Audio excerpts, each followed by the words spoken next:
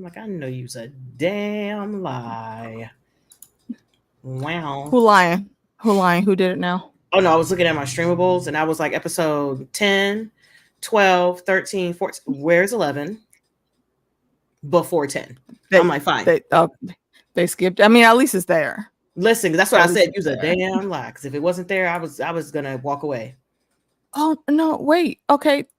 Did YouTube are they mad at me because I didn't do a thing for a week? Hello? Did you push a button? Hey y'all. Yeah, I did. Yes, we have been live for 40 seconds, but I'm still looking at a frozen screen. Okay, you got yours going. Okay, yeah. Hello, can you catch up on D3? There we go. Okay. Once again, yeah. Hi, you guys. How are you? And yes, I think I did call that right. You know, because we've been going steady for a good 3 weeks. It was, and then the notifications was popping up right there. But yeah, my bad for being sick, YouTube. Okay, I apologize. I had to get my lungs together and all of my other extracurricular things going. It's cooler now, so I'm okay. So yeah. Oh man, how was your workday, Meeks? I was exhausted from this weekend, so I just literally sat quietly.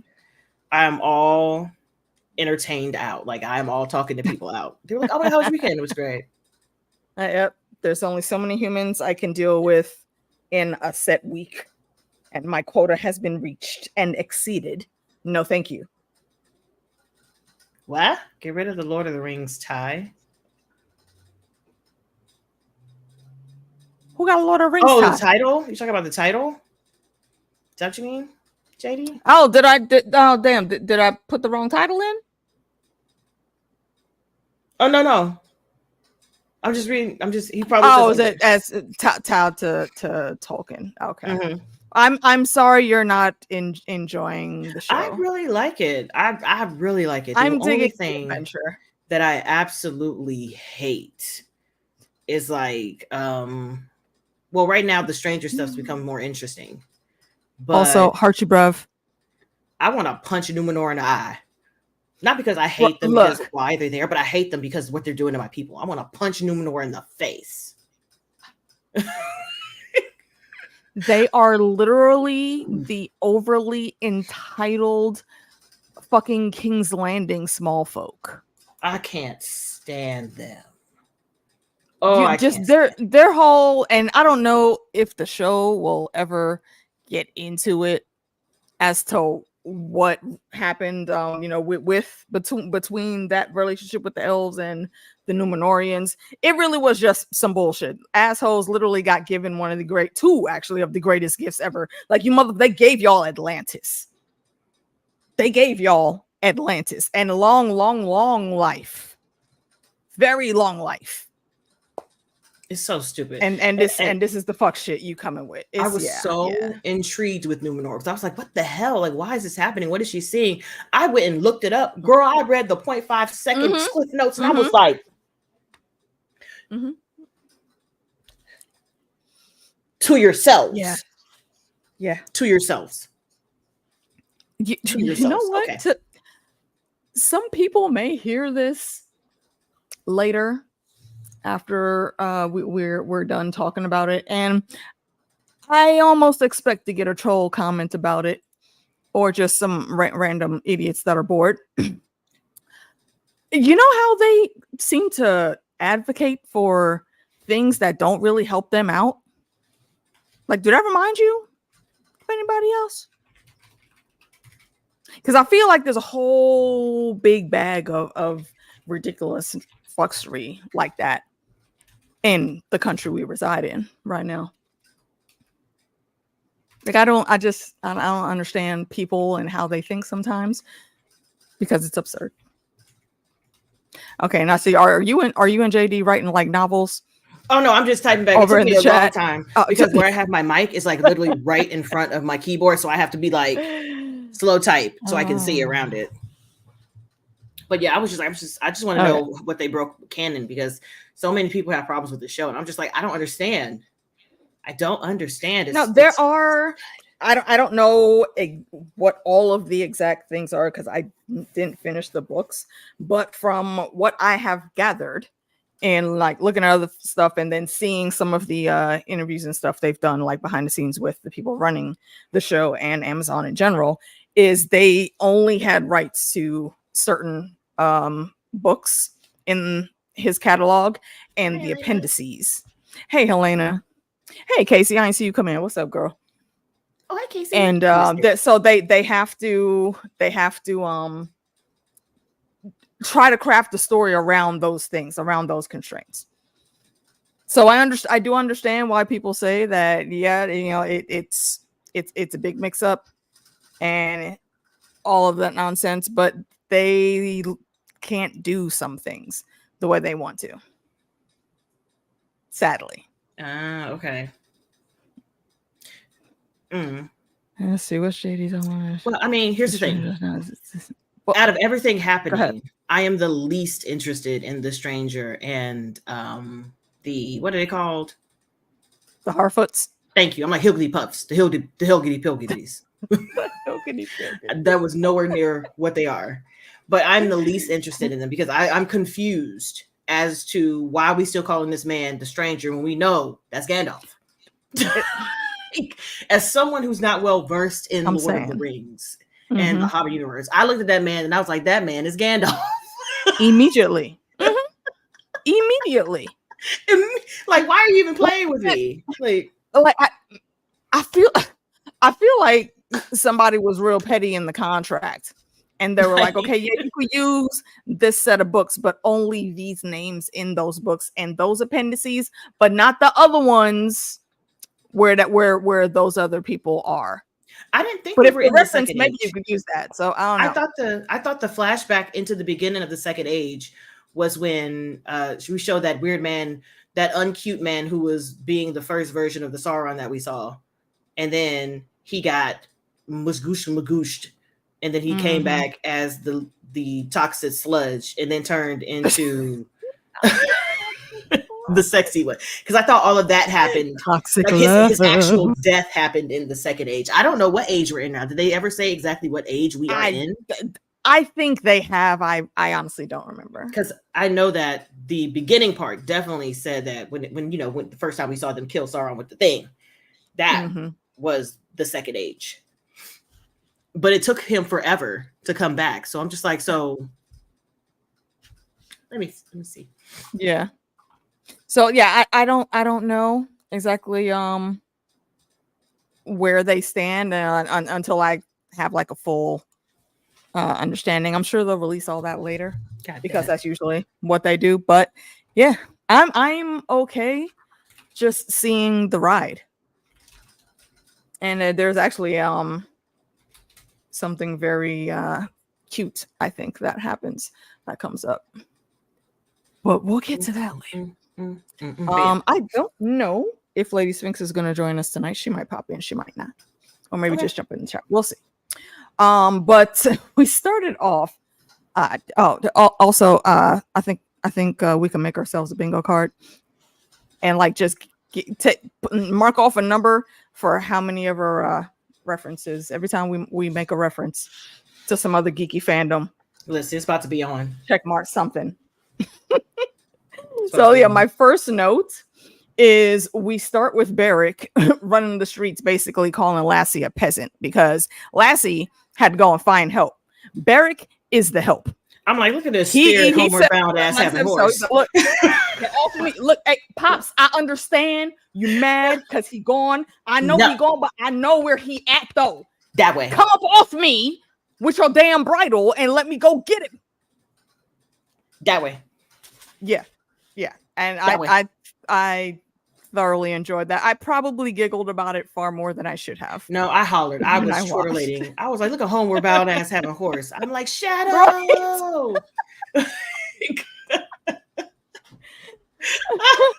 I'm like, I can't. But I really did enjoy seeing the horse beating the shit at them orcs because he wasn't playing.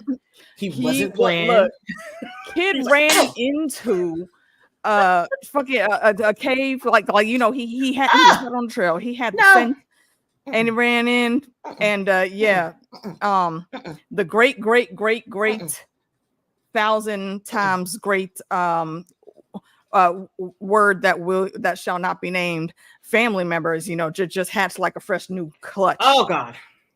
And Isildur was supposed to be the snack. I guess the orc was the appetizer, and like a Isildur, I don't know where he was going to fit in there, but they were definitely upset that they couldn't go out into the sunlight and catch their breakfast. Everybody, they was like, "Oh my God, Mount Doom exploded! Oh my God, people, it's cooked. It's like charred.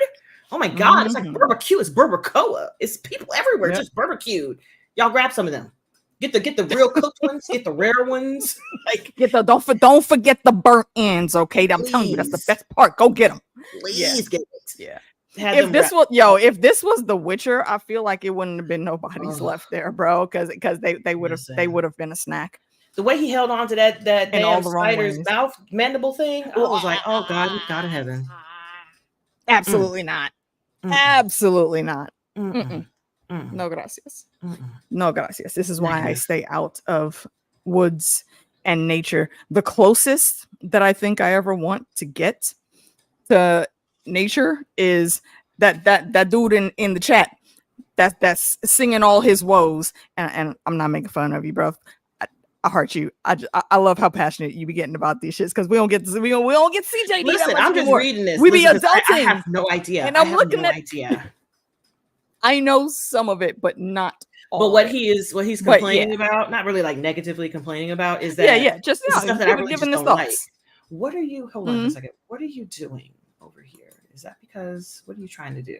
Because I'm looking at me and I'm just like, hey, Corinne. Okay. See, my thought on that one though is it is actually somewhat canon. And are they hobbitses? Not yet.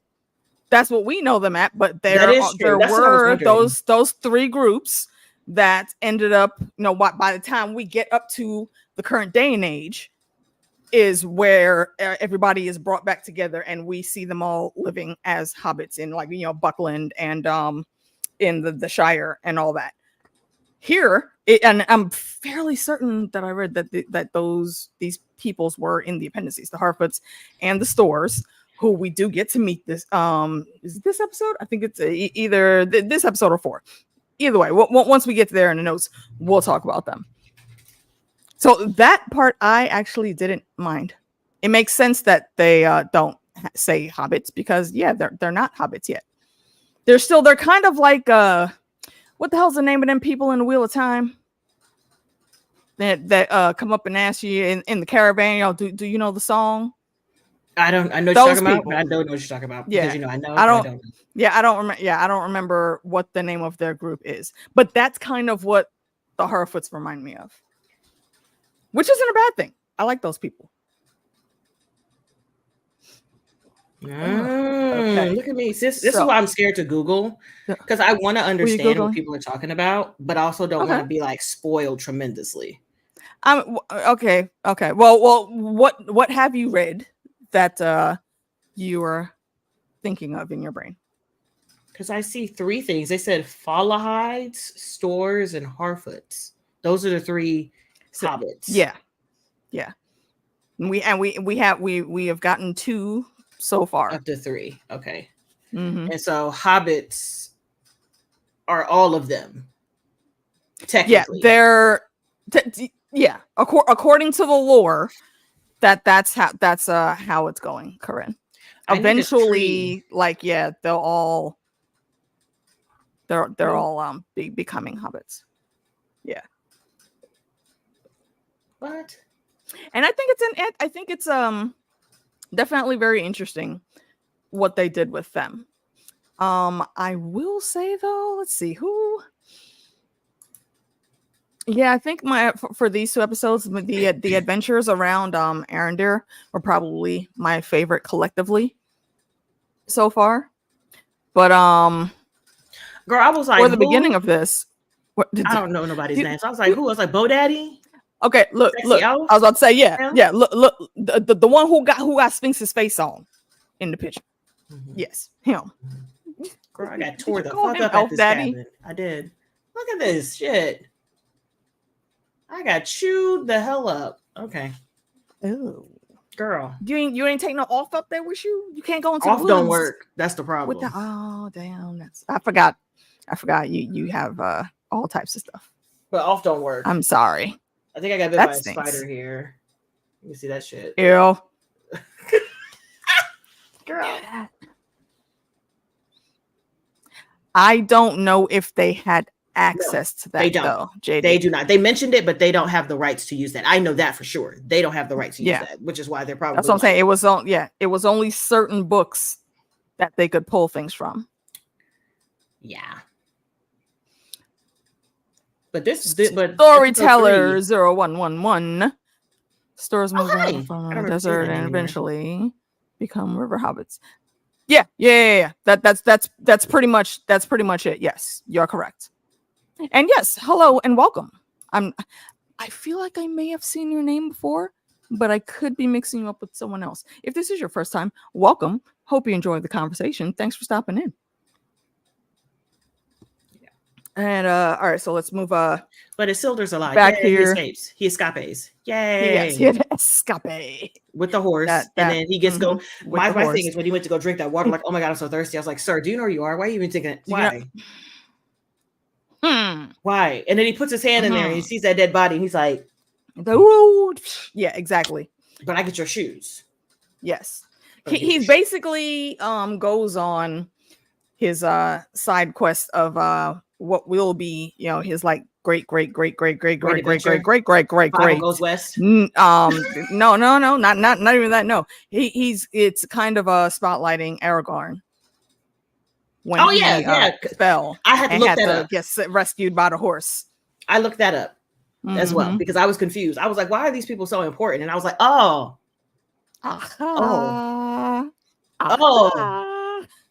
I understand. Where's the spoon? Exactly. I get it now. I get it. I get it. Yes, indeed. And that small part, that was pretty much it with him for just a little bit. Well, no. And did he run into what's your face, girl?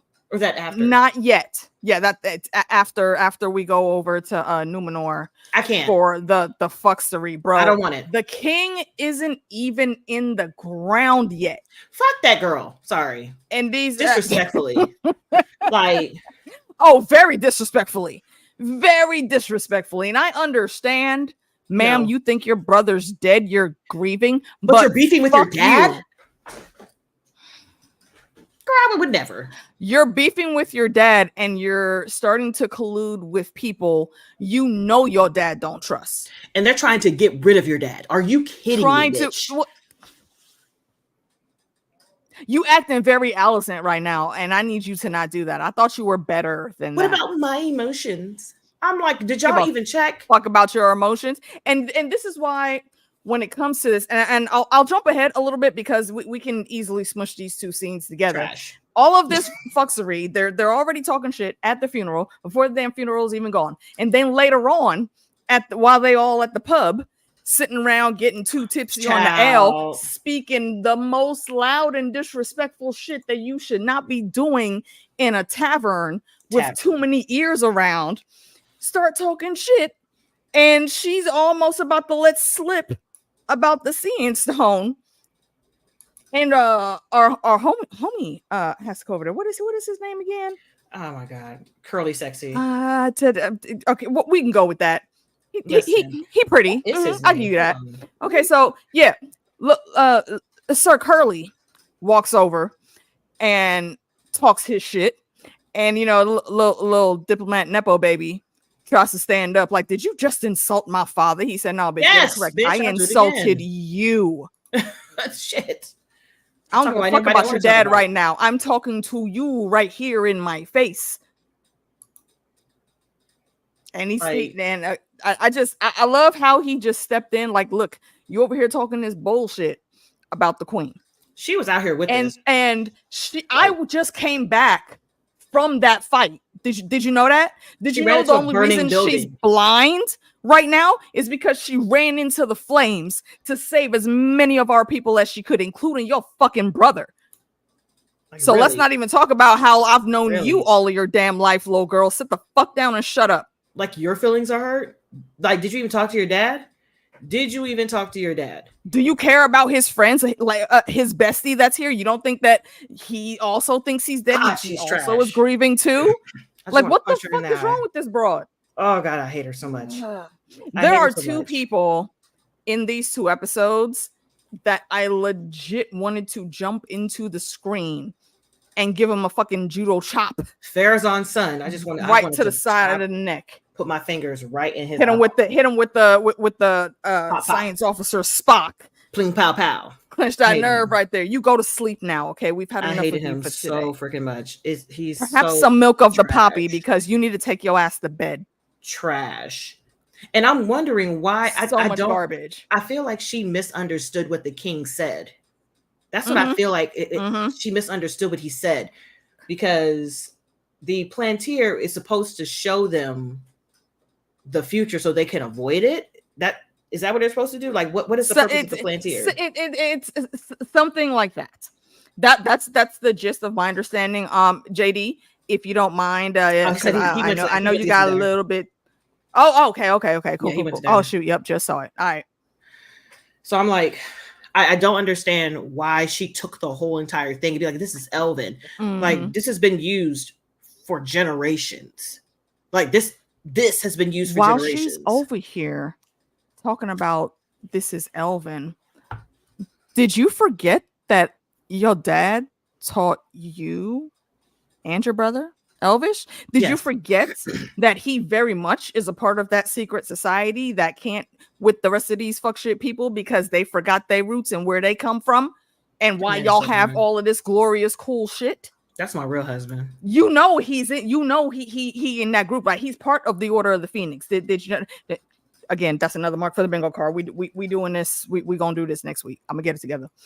I'm just so the fact that she is doing all of this, like, if you want to be mad that your brother is gone, okay, I understand that, but you're actively placing yourself in opposition to your dad, who, from everything they've shown us, you love and think the world of in everything that he does. Like, what makes you think you couldn't talk to him? With the just don't get it. Why wouldn't you talk? Exactly. Why wouldn't you talk to him? I would have expected her to run to him first after the king did all those whisperings. Like, do you know what this might mean? Because he right now, Elendil is literally being the hand. That and I think it's very calculated as to why she's keeping him so close. Is she using him, if you want to put it that simple of a term? Yes. However, he is loyal to the Queen Regent. Listen, I think they want to be doing anyway and trying to protect her. I mean, I'm not opposed to that. Look, y'all, they could do that. They pretty. They too close. It's too much chemistry. I'm just like, so did this happen for real? Because I wanted it to happen. Reference incoming.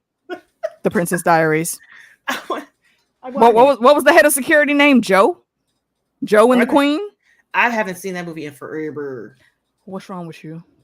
Because I haven't seen that movie in forever. I love that movie. I watch it all the time still. Like, I can't. Like, I feel like there's something real sensual with them. Like, especially when she got back. It might be. And they were talking, and how she was talking to him, and he just walked up and she put her hand on his chest. I was like, and he kept it there, and he went like this. I went, hold on. I honestly, I didn't think about it before, but that would track if there was something between them when they were younger. Listen, I'm like, why? They are literally the same age, but obviously he's not going to go past and definitely not going to ask for her hand in marriage or anything, because he knows that not that she's out of his league. I'm not saying he would look at it like that, but just because of their because of how their culture is set up. He's not going to even try to put anything near her, even if it's himself, to put her in danger. He's just going to do his best to protect her. And I'm like, when she put her hand on his chest, I felt some type of way. I was like, you might be onto something there. You might be onto something there. I will change the title of this streaming platform to Pornhub if you don't show me what I want to see. Like, show me what I want to see. It would fit, and I would if it happens. And I'm almost want it positive so it might. Ooh, I want it to, but it's gonna be a weird circumstance if they do what they did in the books. I do remember reading this part, so I'm not going to spoil you as to what happens, but they've already laid the building blocks for it. Thank you so much. So we shall see. And actually, the only other big thing that happened in Numenor is they had the coronation chat at the thing, and the coronation is the last thing that happens there that we see. So here's coronation out the way. Go ahead. Are we going to talk about the creepy? This not the creepy. It's not creepy to me. He's just he walked up like, weird. What color do you want to wear? And she was even like, before that, white. I didn't hear her knock on that door. No, of course not. Because clearly he's like, she can't see. Coming in, walking in, absurd. And so again, like, where is top flight security? He plans on replacing her, so he's like, I got the top flight security. He is planning on replacing. I'm like, I can't unsubscribe to that, but I knew he wanted her to wear the red so he can wear the white, so he can look more dutiful and more like the king he wanted to be. And when she said no, the white, he was like, I'm surprised he didn't just put her in the red and exactly. I was waiting I was waiting for that. I'm very surprised. There may have been a difference in the texture because he did. I mean, and yeah, he was being creepy with like the hands on her cheeks, but he did also put the fabric on her cheeks also. So maybe that's how she knew the difference. Yes, it's her cousin. Yeah.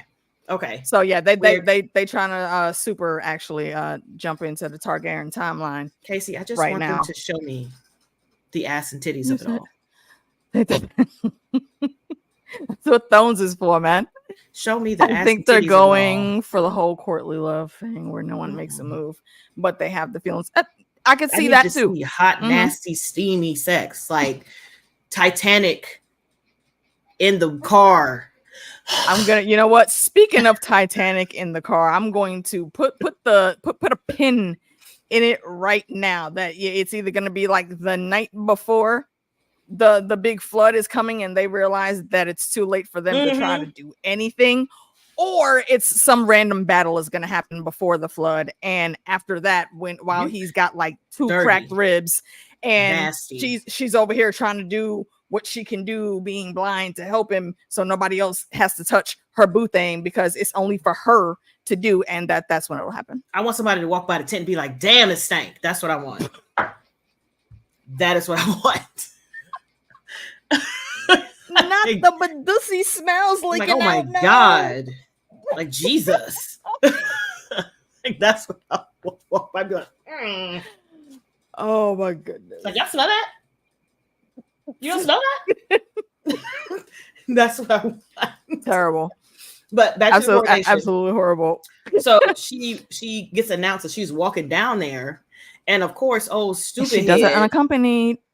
Old stupid head waits till she gets up there, and because nobody's supposed to speak except for the person who's being I don't want to say knighted, but crowned king or queen. Yeah, they're the only people who's supposed to speak. And here somebody in the audience starts yelling. What did they? I can't remember what they yelled. Like, where were you? Or what did you do? Something like traitor queen, I think is what they said. Like she's a liar. She lied about something, and that all leads up to little sis coming out. Bitch. What was her damn name? Arian or Arion? Some shit like that. Yeah. Allison adjacent comes out and makes the huge announcement that the queen has a Palantir that she's been keeping hidden, and she's been using that to like guide her. So what? Her moves. As if that's a bad thing. And he puts her in a catch-22 where he's like, oh, well, you know what? She's the queen. She doesn't need that. You can destroy it. And she's like, no, don't destroy it. And he's like, so you have been using it. It's more important than us. And I'm just like. See, and again, this is what I do not understand. You were given this extremely rare artifact. Like, I don't know if y'all play like medieval RPG fantasy type games. But you very much will see all of the tiers and levels of weapons. And of course, there's the common, uncommon, rare, like epic, and then it moves into usually like master, or in certain different sects it's legendary. But then beyond legendary is godlike, and after that even is artifact. Those seeing stones are, I guarantee you, artifacts. And you were given this precious gift, and you, little girl, you know what it's for, because I know your dad would have told you the history, and she knows history. Exactly what it's there for. Yeah, didn't she study that? She's our resident brown Aja right now, and wasn't she spitting like all the facts? Yes, like going through here. Like I'm just like, because girl. She studied all that shit. Like, and this is what you come to, because you're in your grief and your brother's dead, so you're looking for the quickest way to get back at the queen. Even though she was there, she's hurting too. Like, she lost her eyesight, she lost her people under her command. She failed to save. She has a lot of grief in her and a lot of sadness and regret about what happened. And she's trying to make it better because she understands the bigger picture, that if we don't stop this man and these orcs, they're gonna run through. Like, y'all are, I just, like, the whole entire thing makes me so frustrated. And then when that fucking eagle arrives, I was like, oh my gosh, that's for her. And what does Corazani do? What does Falzoni do? Him and his minions. Exactly what I expected. Ran his little ass over there. Eagle over there. Like, it's for me because I'm the true ruler. Right. No, it was his boy ran up and started yelling his name, like, oh, look, the eagle came for him. No, it didn't. He wasn't nowhere near that damn window when the eagle showed up. The eagle showed up because was looking at the queen. Your name, sir, little cousin. You know what? For the rest of the stream, I'm gonna call you Cousin Vayman, because you are giving off very much Vayman tea, and I don't like it. It's disgusting and bitter. You were nowhere near that bird's eyesight. That bird wasn't checking for you. Nobody knew that you would actually get up and interrupt and try to co-opt the throne. So no, the eagle did not come for you. The eagle came because it knew the coronation for the Queen Regent was happening today. He knows her dad. He was cool with her dad, so he's gonna be cool with her. Trash. And these assholes just I mean, I will give them to them, because they did what they set out to do. They didn't sway everybody, even with the eagle. They didn't sway everybody, but they swung the majority. People that were wavering and still somewhat loyal to the queen, a lot of them aren't wavering anymore, but it was just for the people in that room, because it wasn't, the coronation wasn't open to everybody in. Oh, no. It was all high court. Yeah. So I feel like the high court is what's leaning towards Farazan. But if you go down to the people who are actually like have family and friends who were fighting, and they realized that the queen was doing whatever it can to get them back, they're with the people more. And I'm just like, y'all gonna get enough of this. But okay, sis, and we are where we are. And that a lot of times is what happens in these types of societies, feudal systems, especially with the class systems. It's horrible. And again, the Numenorians and how they move, like literally everybody that's in that room, you could liken that to the Electoral College right now when it comes to our voting. Garbage. Trash. So yeah, that's basically what that was. They were quick enough to move in and plant enough seeds, yelled loud enough to say, oh wait, look, he's looking at him, not it. And the bird didn't say no words, but it was looking when cousin came in front, like, hold on, bitch, what? Like turned his head to the side and zoomed in with the one eye real quick. Okay, I thought I saw somebody else in front of me. I'm gonna go ahead and go now. Never mind, my bad, y'all. I leave. False alarm.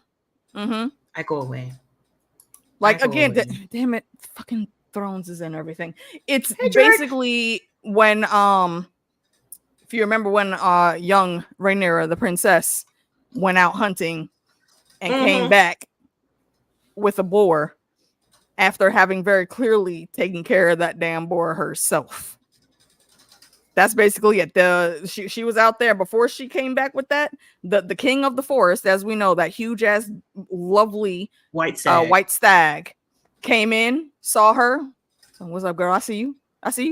Okay, your pop's over here looking for me. Can you hurry up and go ahead and just take them home? Because I gotta go home. The wife is gonna be mad if I don't get there quick enough. All right, ma'am. Come on, Callie. Exactly. What we got going on here? I wonder what'll be the first. Who will be the first to bitch and moan? I saw they cast Thalia. I saw it. I seen it. She's cute, and she was also previously Lance Reddick's daughter in the Resident Evil show. That's who they got. Yes. Oh, so I'm with that. She was so excited to be his daughter again. I like her. I'm like, oh, my chest meat. And R.I.P. Sir Lance. And once again, also R.I.P. to the late great King Jaffe Joffa for passing so on. many people died in the threes. It's ridiculous. I'm like, please, far can we just too stop? many. I feel like this is how you know the random reset is coming, man. Too much shit is happening. I love it. She's so pretty. Oh my god. Yeah, I saw that earlier today. I was really excited. That's cool. Season 4 clips. I see that. Who? Season 4 clips of who? Of the couple, the next couple, which would be why do I want to call him Benjamin? My goodness, Benedict. I don't know who you're talking about. Oh, for Bridgerton. Benedict. Oh, okay, and, okay, yeah. I haven't started the Bridgerton journey yet. Do it. Hey, Damaris. Hello. Obsessed. And welcome to everyone else that just jumped in the chat. I just saw the viewer numbers go up a little bit. Appreciate you guys hanging out. And also, again, just for my lurkers, I know y'all here. We see you in the algorithms. Appreciate you coming through. Mm-hmm. Don't forget to share and spread it across the realm, y'all. We're trying to get to 1,000 by the end of the year so we can get this monetizations, man. Let's go. Going everywhere like Barrington Broderick. That's not his name. His name is Benedict. Okay. Back to Rings of Power. So that's all right. Numenor. We're done with Numenor. Yeah. So we are done with Numenor. But we can go back to Isildur, who after escapes the giant spiders runs into baby girl, hiding in some stolen stuff, which is hilarious. Very suspiciously hiding. She stabbed the hell up out of his thigh. My God. Talk about, oh my God, it was an accident. I think it was an accident. She was terrified. But she went to the white meat. She went all the way to the bone. I don't know. She seems sus. Hilarious. She seems sus to me. Mm-hmm. I get that reference, Callie. I get that reference. I'm not even gonna act like I didn't just watch that episode because we talking about it. We talking about it on Wednesday, y'all. Come back, Callie. We jumping in on that sign on Wednesday. Mm-hmm, mm-hmm. My goodness. I see what you're putting down. We see it. We appreciate it. Respect. So I really think that she was scared because, I figured people or orcs were chasing her, but, what's confirmed later. I was going to say, we'll get to that reveal once we get down there. But yeah, I was side-eyeing the girl from day one. Me too. And she stabbed him in the thigh and then she took it out. I was like, girl, she knew what the fuck she was doing. She was like, that wasn't no accident. And he was like, well, shit, bitch, now I'm bleeding from the thigh meat. Like, what do you want me to do? What do you want me to do? Mm-hmm. But at this time, he still has his horse. So he pretty much jumps. He does still have Barrack. Yeah. So he jumps on, grabs her. And they're heading to the next closest. Hold on. What's the town name? It's something. Does it start with a P? Pelagrier. Yes, that's it. Something like that. I'm gonna eat that. But it's a Numenor. Yeah, it's a Numenor outpost. So yes, an old Numenor outpost, and that's where they were headed. And she was like, "Oh, the people there? There's still people there, struggling." He's like, "What do you mean struggling?" Because they came through and wiped everybody out, and all of the survivors came back to here. Like, it's not thriving and booming. Like, I don't think there's any Numenorians left. I think they gone. Mm-hmm. He was like, nah, they wouldn't do that. They wouldn't leave, right? Yeah. They wouldn't leave. He was like, oh no, yeah. She said, your father is gone. I think you missed him. Mm-hmm. And he was like, nah, you don't know my dad, bro. Oh, he tried. Yeah, he tried to stay, but he had to go. He did. He had to leave. In the grand scheme of things, he is the queen's sworn sword. Mm-hmm. So yeah, she was the priority. He had to go. And so they get back, or at least they attempt to get closer to the town when they see this man laying there. I was like her. She's like, leave him. I was like, leave him. I don't know why he stopped. Me neither. You know what? You know what this is? And I think this happens in a little bit later once we get in to the elvish of it all. But this is like the super duper young Isildur that we're looking at. He's so trusting. He's like, basically what you find is he's stupid. I feel like Robert Baratheon was going off in my head, sitting at the small council table. Talk to this honorable fool. Yeah, bruh. The way I would the girl told you to leave.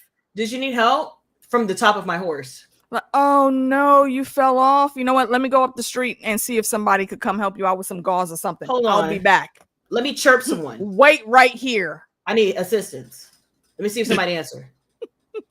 Because that's where I'd be. I'm not getting off my horse. I'm gonna be right back with more people. But no, he got down. It was like, oh my God, he needs some food. And I'm not getting exactly my vittles. You're not getting that. That exactly is what was in my brain. That was my first thought.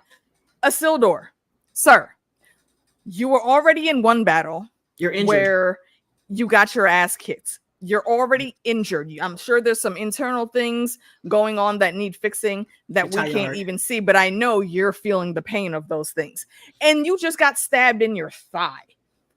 I don't know if you guys have ever gotten stabbed, but the area around that wound is very hurt serious. With even the tiniest bit of pressure. It's super dangerous. You're on a horse and you're not walking, but the way you have to hold your legs, especially when you're riding with another person, it's not going to be comfortable. Even though you put the little tourniquet up, cool, you still need to get that checked out. It's probably still bleeding out, just very slowly now. It makes no sense. You don't have any weapons, and you jumped off to check on this man if you could help. That's why you got jumped. Okay, and that's why Sexy Elf Daddy had to come save you. That's why. Bruh. He did his job too. The way he burst out of that thing, I was like, did he shoot himself out of that cart like a cannon? Like, what happened? Mm-hmm. I mean, and mind you, what we do find out later, I think we're at a point where we could bring it in, is these are her people. Bruh. These are her people, and I feel like she was legit trying to ditch them. Oh yeah, she definitely was.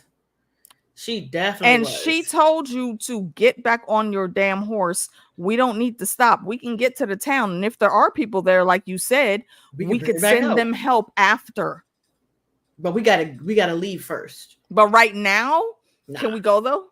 No. And he's like, oh no. What if one of them needs help? Motherfucker, you need help. Everybody needs help. And he was helped. He was assisted. The assistance happened. Right, assisted right off his horse. Mm-hmm. The actor, I had to look him. I follow him. What actor is the elf? Are you talking about which elf? Are you talking about young Lord Stark? Sexy young elf. Lord Stark? What? No, okay. Arondir. No, Arondir. Oh, Arondir. Is he a half elf or a full elf? My brain wants to say he's a half elf. The actor I don't remember. Ismael Cruz Cordova.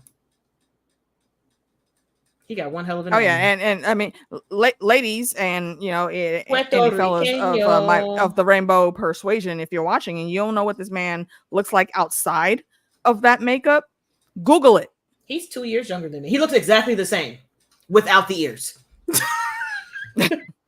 I mean, that's not a bad thing, though. Mm-hmm. Yeah, his name is Ismael Cruz Cordova. Let's see. It says he was in Nothing I Have Seen, In the Blood, Undoing, Berlin Station Exposed, Cabinet of Curiosities. He was in that. I have seen that. May have to rewatch it. I don't know which one is it. Ray Donovan. Oh my God, he was in Sesame Street. I really gotta see.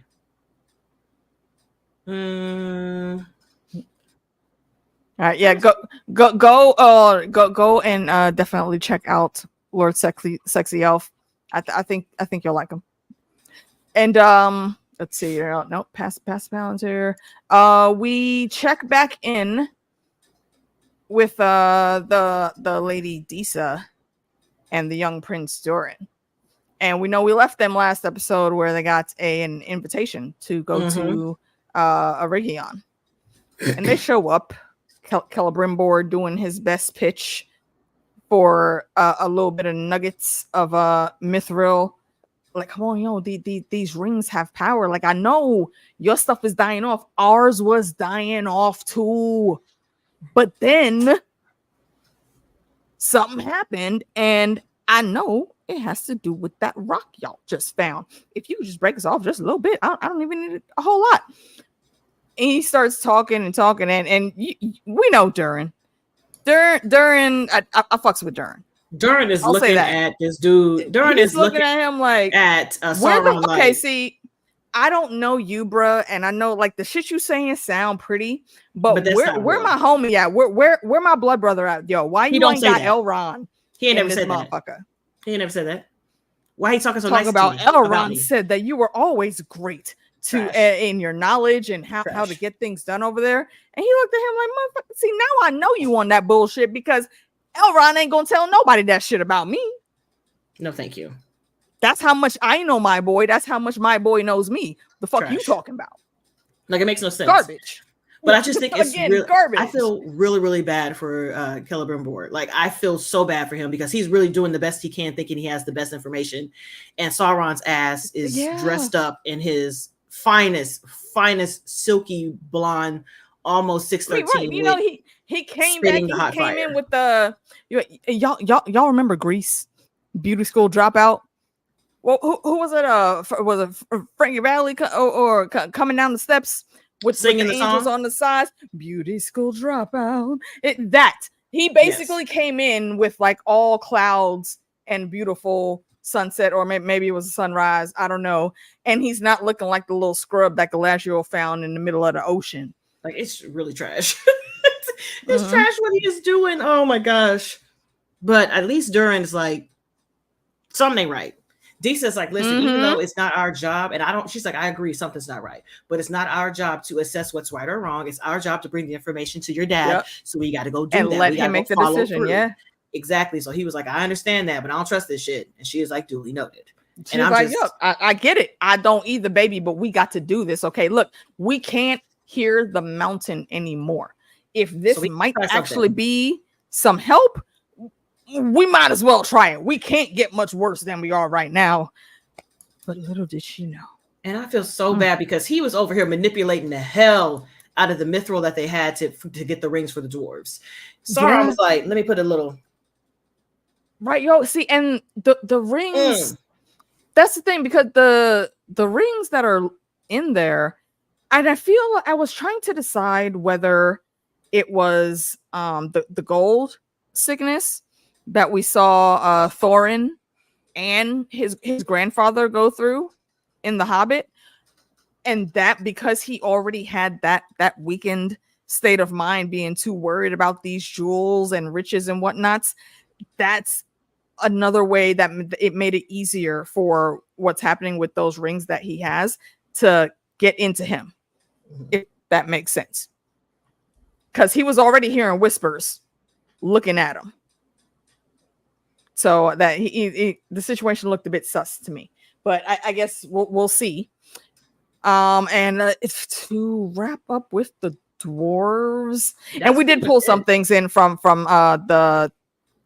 episode 4 also, which just works out because we can stream like that pretty quick, I think. That whole argument that Disa had, right? It wasn't even really an argument. It was Disa basically grabbing this motherfucker by his beard and saying, "Look her.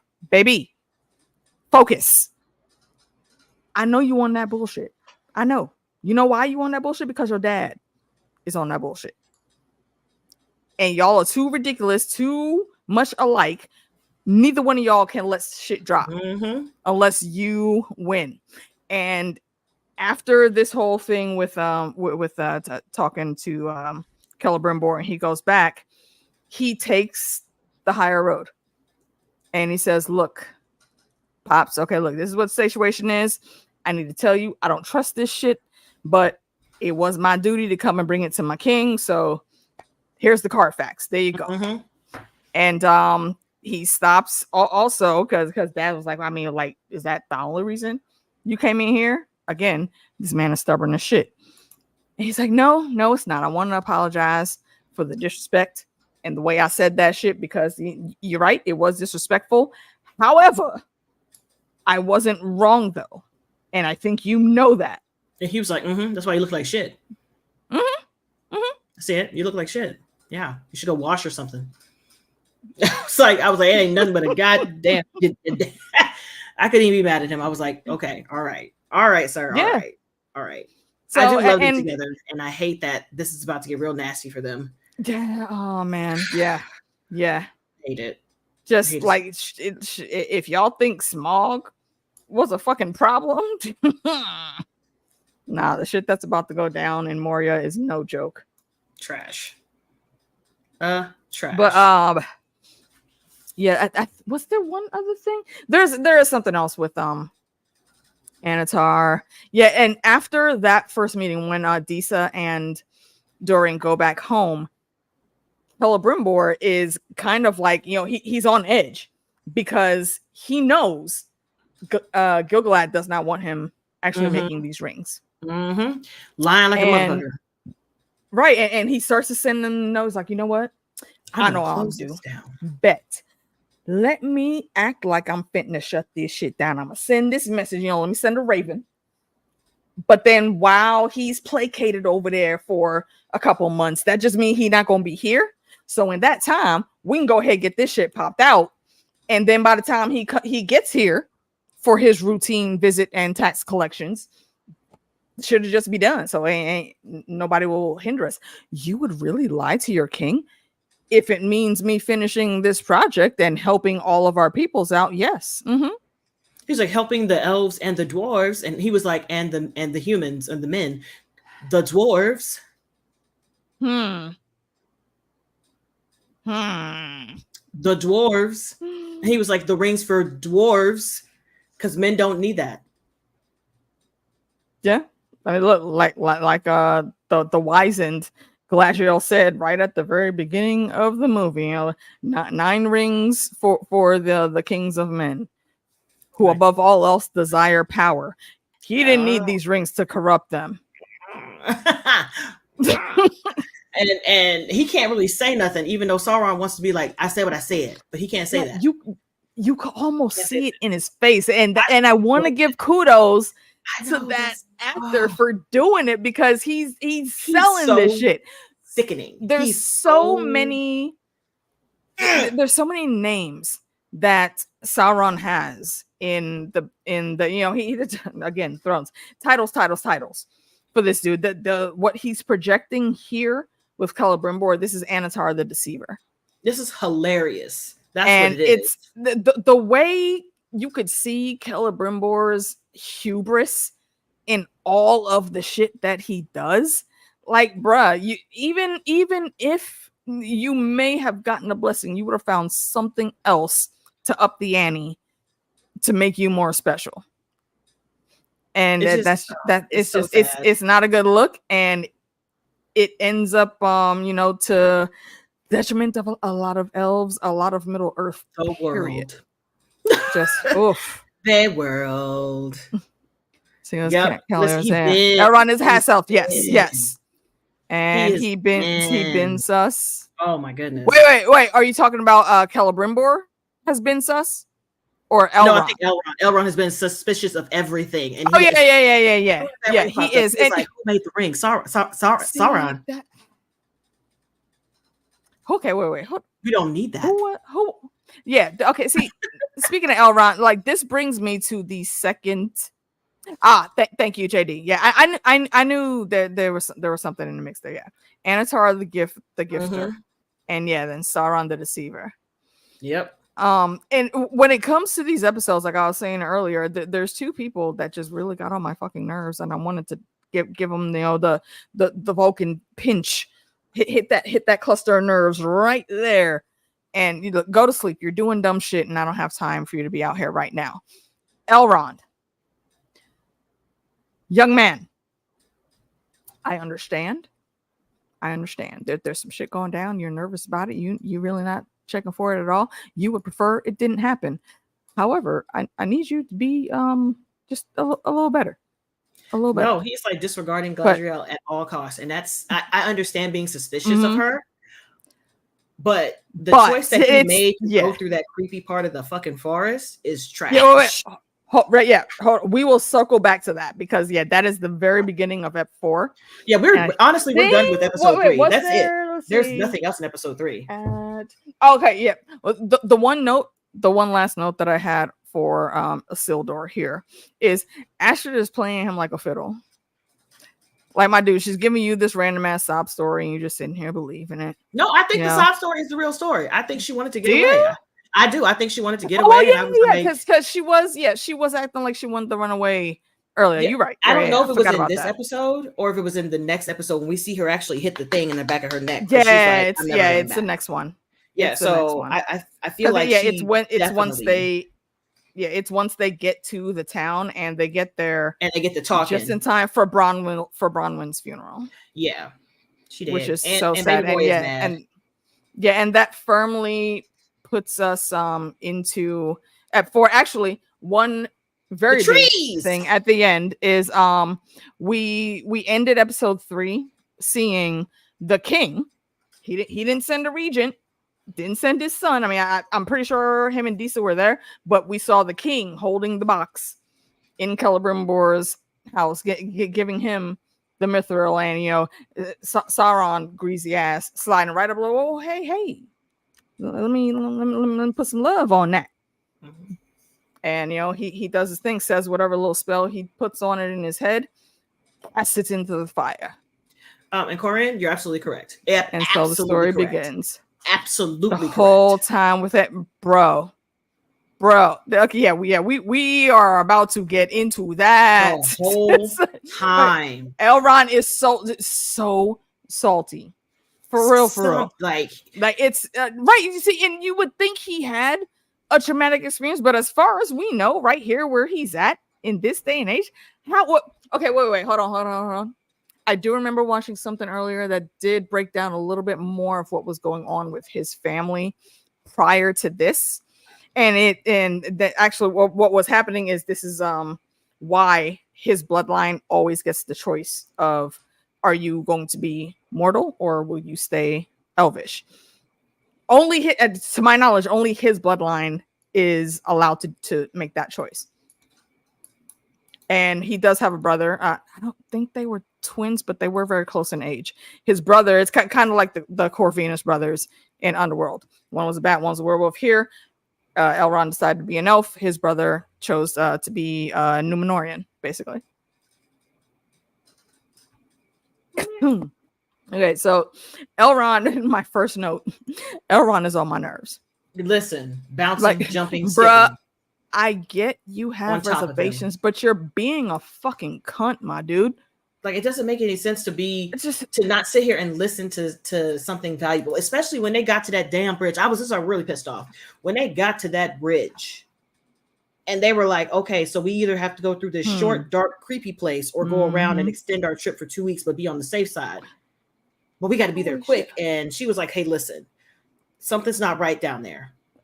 Something's not right down there. I would rather go the other way. He says no. I think I may have forgotten something, and it's not anything extremely important, but it was just something that I know would make us giggle.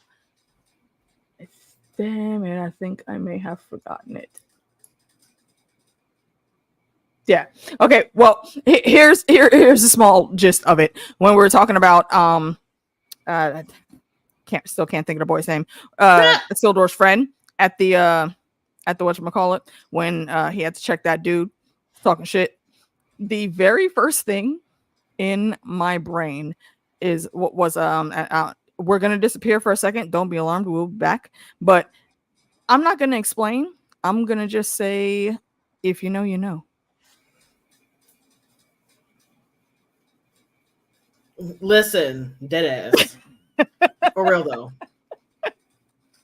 Yes. Sorry. I forgot to share earlier. I just want to get that chuckle in. Okay, so yeah, back to the show. The ring is talking to Galadriel because we do see that and they're on this hunt, king, and think, there's a the king. The king elf man who also has a ring. He's also Gil-galad. He's not. No, he's not. He's not on the quest with them. No, not on the quest. I'm like he's feeling the ring as well. Like he's feeling the ring as well. Yeah. He's feeling it, and I think that is exactly why. What is it? Karen? Hold on, his name that has the other ring. I think it was talking to him and trying and showing him C-I-R, Sarandon. No. They pronounce it with the K. It's Karen. It's Karen. Yeah, it's like because all the C's they pronounce as K's. Yeah, that guy.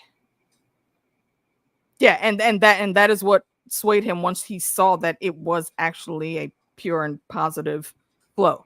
But Elrond is choosing to do the damn doom and gloom, and I just it's so stupid. It bothers me so much because he just will not listen.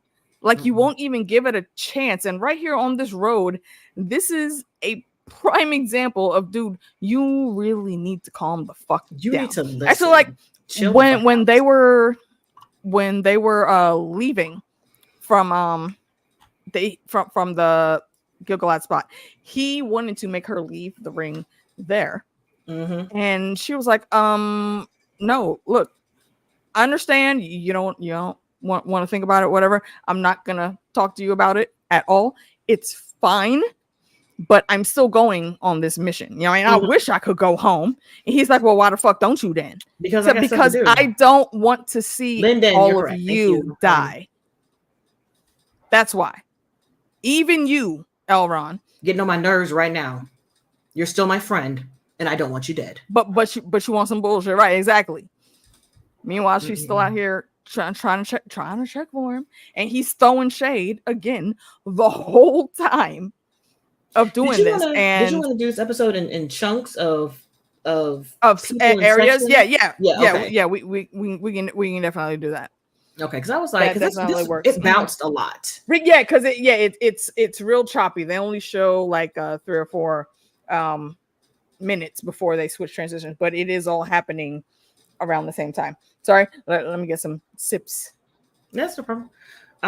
But yeah, so he's also getting on my nerves. I want to push him down a flight of steps. And one of the extra elves was from Bridgerton. He was the guy that Eloise was talking to in season 2, I believe. The newsboy from season 2. Because I was looking at him and I was like, he looks familiar. Why does he look familiar?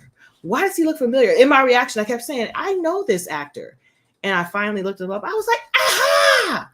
Bridgerton! And I was like, now I got somebody else to root for. Yay!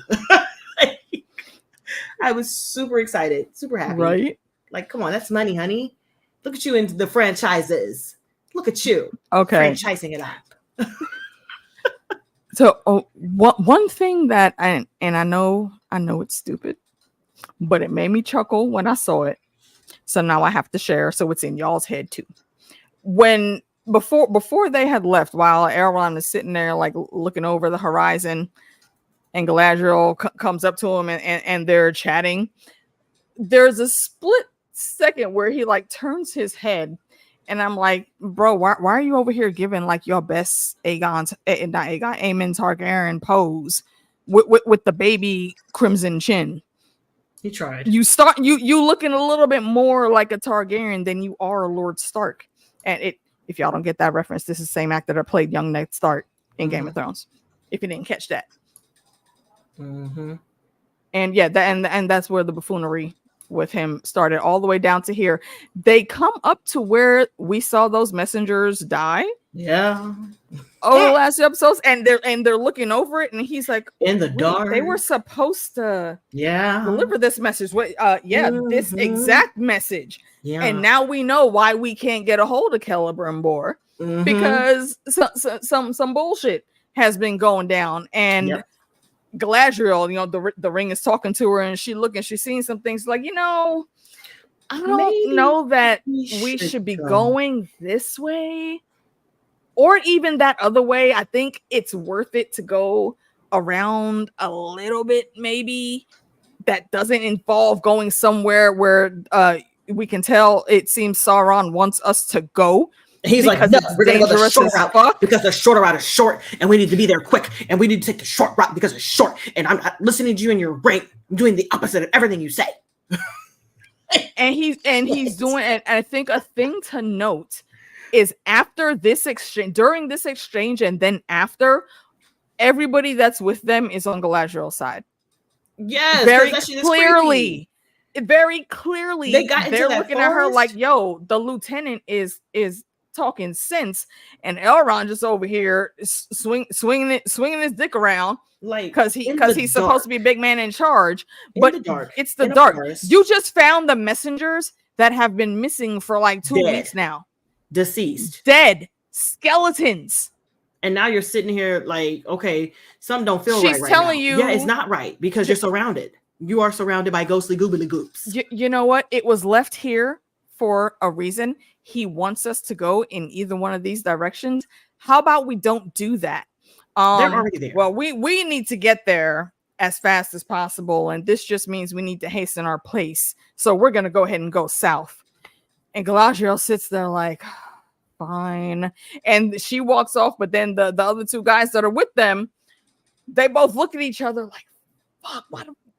And you can tell how frustrated they are with the young Lord Stark. But they ain't got no choice. They got no choice but to follow. They can't. Right, Galadriel which is why can they speak end up where they are. But they can't. And her speaking up don't even matter at this point. So I would have kept that shit to myself because you know he ain't talking to you. I would have been the one falling back just a little bit to catch her like huddle up on the move. And you gotta like do the super whisper because you know them elvish ears, just like their eyes, they see and they hear much. So you gotta hit the super duper secret and talk to these two like, hey, once we get to this point, if y'all see some fuck shit, we're gonna go right and zigzag left. Do not do anything else, or you're gonna die. Zigzag left because they're already like once they I'm speaking in hypotheticals. No, they would have to go backwards to escape. They had to go return to Cinders where they had to go all the way back to the bridge. I'm just like, bruh, at this point, sir, I don't want to hear nothing from your mouth after that attack. My note on here is Elrond is making a mistake pulling rank because he absolutely pulled rank on her. Of course. And my next sentence was, you know what? Let's see how this works out. Sure enough, the fuck around and find out. I was not disappointed because where do we end up going? Into the Barrowlands, which happen to be the place where the high kings of humans around this region. This is where they used to bury their royals, and they are in there. And at night, it's low key. Wait, hold on. Why the fuck does thrones fit with everything? It's fitting again because of these Barrow lords, and y'all know about the Barrow Kings and A Song of Ice and Fire. They're buried here, and once those ghouls start the raising and they come at everybody, first of all, everyone's like, "No, we're gonna push through because it was just a bunch of dead people. You don't need to fear the dead." Sir, you're saying this shit like you don't live in a world with fucking dragons and drakes and magics of all kind where ghouls and goblins actually do fucking exist, and you talking about you don't need to be afraid of the dead? As everybody is afraid of the dead. You know all of the fuck shit with the undead and the dead, and you're telling them to press on because your fucking hubris, your pride is so damn strong in your conviction against these rings that you can't even see you are leading your people to death. And when they get attacked, people to death, he's leading the black elf to death. Yeah. Shit. They come at him. One of them gets grabbed. We don't ever see him again. He just gets lost in the ether. I'm pretty sure he was. What was that last meal that the hobbits have? Midnight supper or some bullshit. I know you're not. That's what he was. He was the midnight snack. And then the rest of them start coming at the group, and none of their weapons are working. Like they're cutting them down and they're pausing them for maybe 3 or 4 seconds at a time. But they're undead. They're coming back. The CGI animatory situation of the things were thinging. I was like, God damn, they were creepy. Flawless. Oh, they're kind of scary. 10 out of 10 would watch again. Scary. No notes. Okay. Okay. I liked it a lot. And the only thing that saved them is, again, this is why I'm pissed off, because Elrond, you knew shit was possible. Why didn't you say it? Why y'all should have been fearing the dead. He goes into like one of the grave markers, has one of the guys help him pull the thing out, and pulls out the spear that body was buried with. And this is why I said, again, Thrones bleeds into everything. You know, if you're familiar about them Winterfell crypts, all of those statues of those old northern kings have an iron sword on their lap. George hasn't told us that means something, but I'm pretty sure it means something, because here you can't kill these things without using one of those swords that was buried by them. One of their weapons. And only their weapons can hurt them. And you knew that from the lore. Why didn't you suggest it when you first saw what was happening? Like, hey, it's getting a little creepy. We are where we are. So if we need to, do something, make sure to grab shit out the grave. Whatever's in there, grab it. Use it. You could have said that before having the only black dude sucked up into the hole. I'm still mad about that. He grabs 2 of them, like, because he has to come and save Galadriel, because Galadriel was about to get got down. Yes. She was holding her own. Now, Mommy can fight. Because I think she also understood her. Yeah. Go ahead. But I'm like, she understood, but at this point she was on defense mode because she was actively being attacked. So I'm like, if you knew this, why? Like, Sir Elrond, why didn't you say something? Why did you not say something? It really just doesn't make sense. Trash. Elrond. He don't. Look. He don't. He don't. At this day and age, he doesn't. And you're saying one thing I want to think about is the fact that the wizards are angels, and so is Sauron. Yeah. Yes. That is not lost on me. That's kind of how I think all of the Meyer, is that how you pronounce it? I think all of them that like Alu, Elebaton, is something like that. All of those that he made like firsthand, like they resided in the Undying Lands with him. Yes, all of them would be classified as angels by our knowledge. And yes, Sauron absolutely was a fallen angel. This version is pretty. He is. He is. And Corinne's saying, what was the point of taking her? Exactly. If he was going to disregard everything she says. Not only disregard everything she says, but you're really trying to downplay, like y'all have not already had people go missing trying to get to Celebrimbor and give him all of the new notes and the memos that we have, because you need to update the system. They're almost there. See, and what I had to remind myself of a lot, especially this episode, is this is not the 3,000 plus years old Elrond. No. And if that figure doesn't make sense, if you haven't watched or read any of the Lord of the Rings books or movies, what is said specifically in the movie when Isildur was supposed to drop the ring into Mount Doom, it happens as a flashback when we see that, because Elrond is talking to Gandalf and talking about how finicky and unreliable sometimes in these grave situations men that just the world of humans can be. So I was there, Gandalf, 3,000 years ago, where we did this shit, and I saw how men was fucking up. I'm not trying to go there. I'm not trying to go there again. So I have to remember that this is not the wise and well-lived, traveled, the learned Elrond that I respect. This little baby Lord Stark, baby Lord Elrond, I want to punch you in your fucking throat. Because your most valuable resource right now on this quest, and it is a side quest, is Galadriel.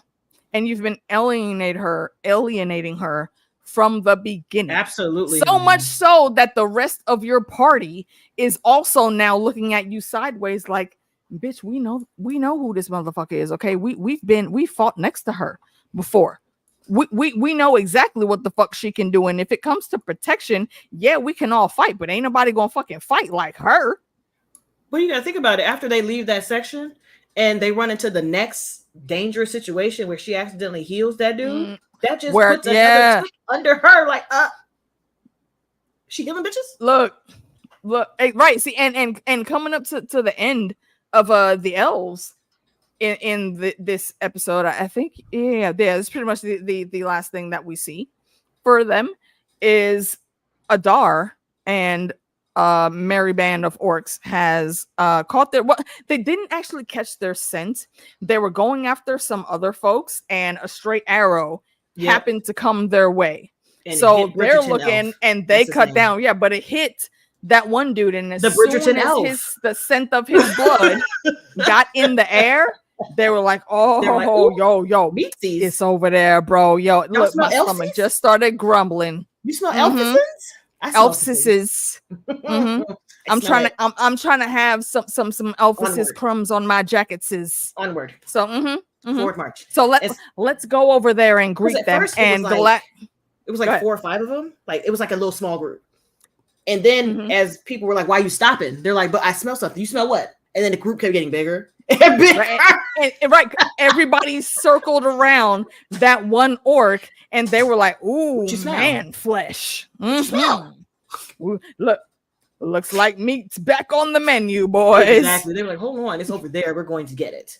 And so Galadriel, being Galadriel, was like, hey, listen, hey, Elrond, take my ring, get your ass to Celebrimbor, because this got to make it, and you got to make it. The only way that y'all are actually going to get out of here is if one of us stays back, and it can't be just any one of us. No, it has to be the fucking lieutenant of the guard, who is nasty with them skills.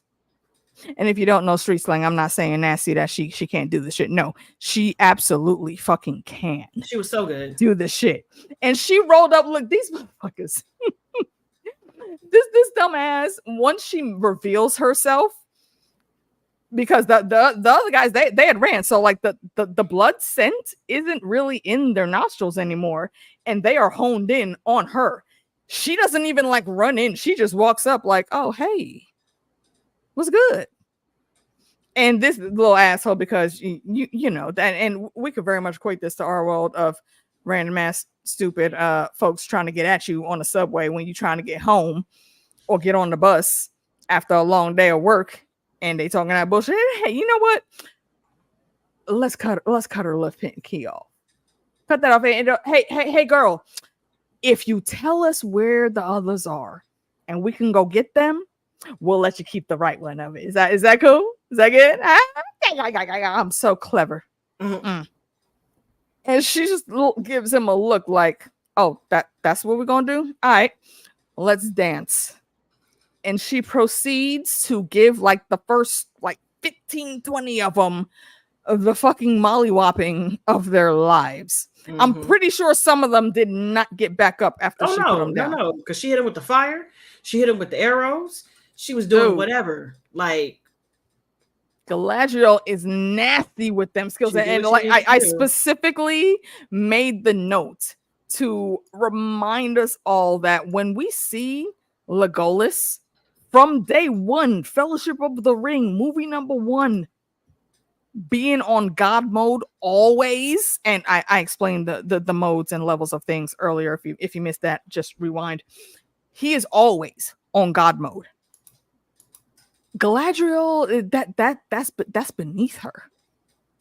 She is full on into like a rare legendary artifact status because she's in a very small space and she's still able to maneuver a horse, jump off, jump back on, switch from the sword over to the bow, get some arrows in the eyeballs and just chopping motherfuckers down. The only reason she got is because Adar showed up and came up behind her. Listen, that's it. He was like, "Ooh, hey, hi."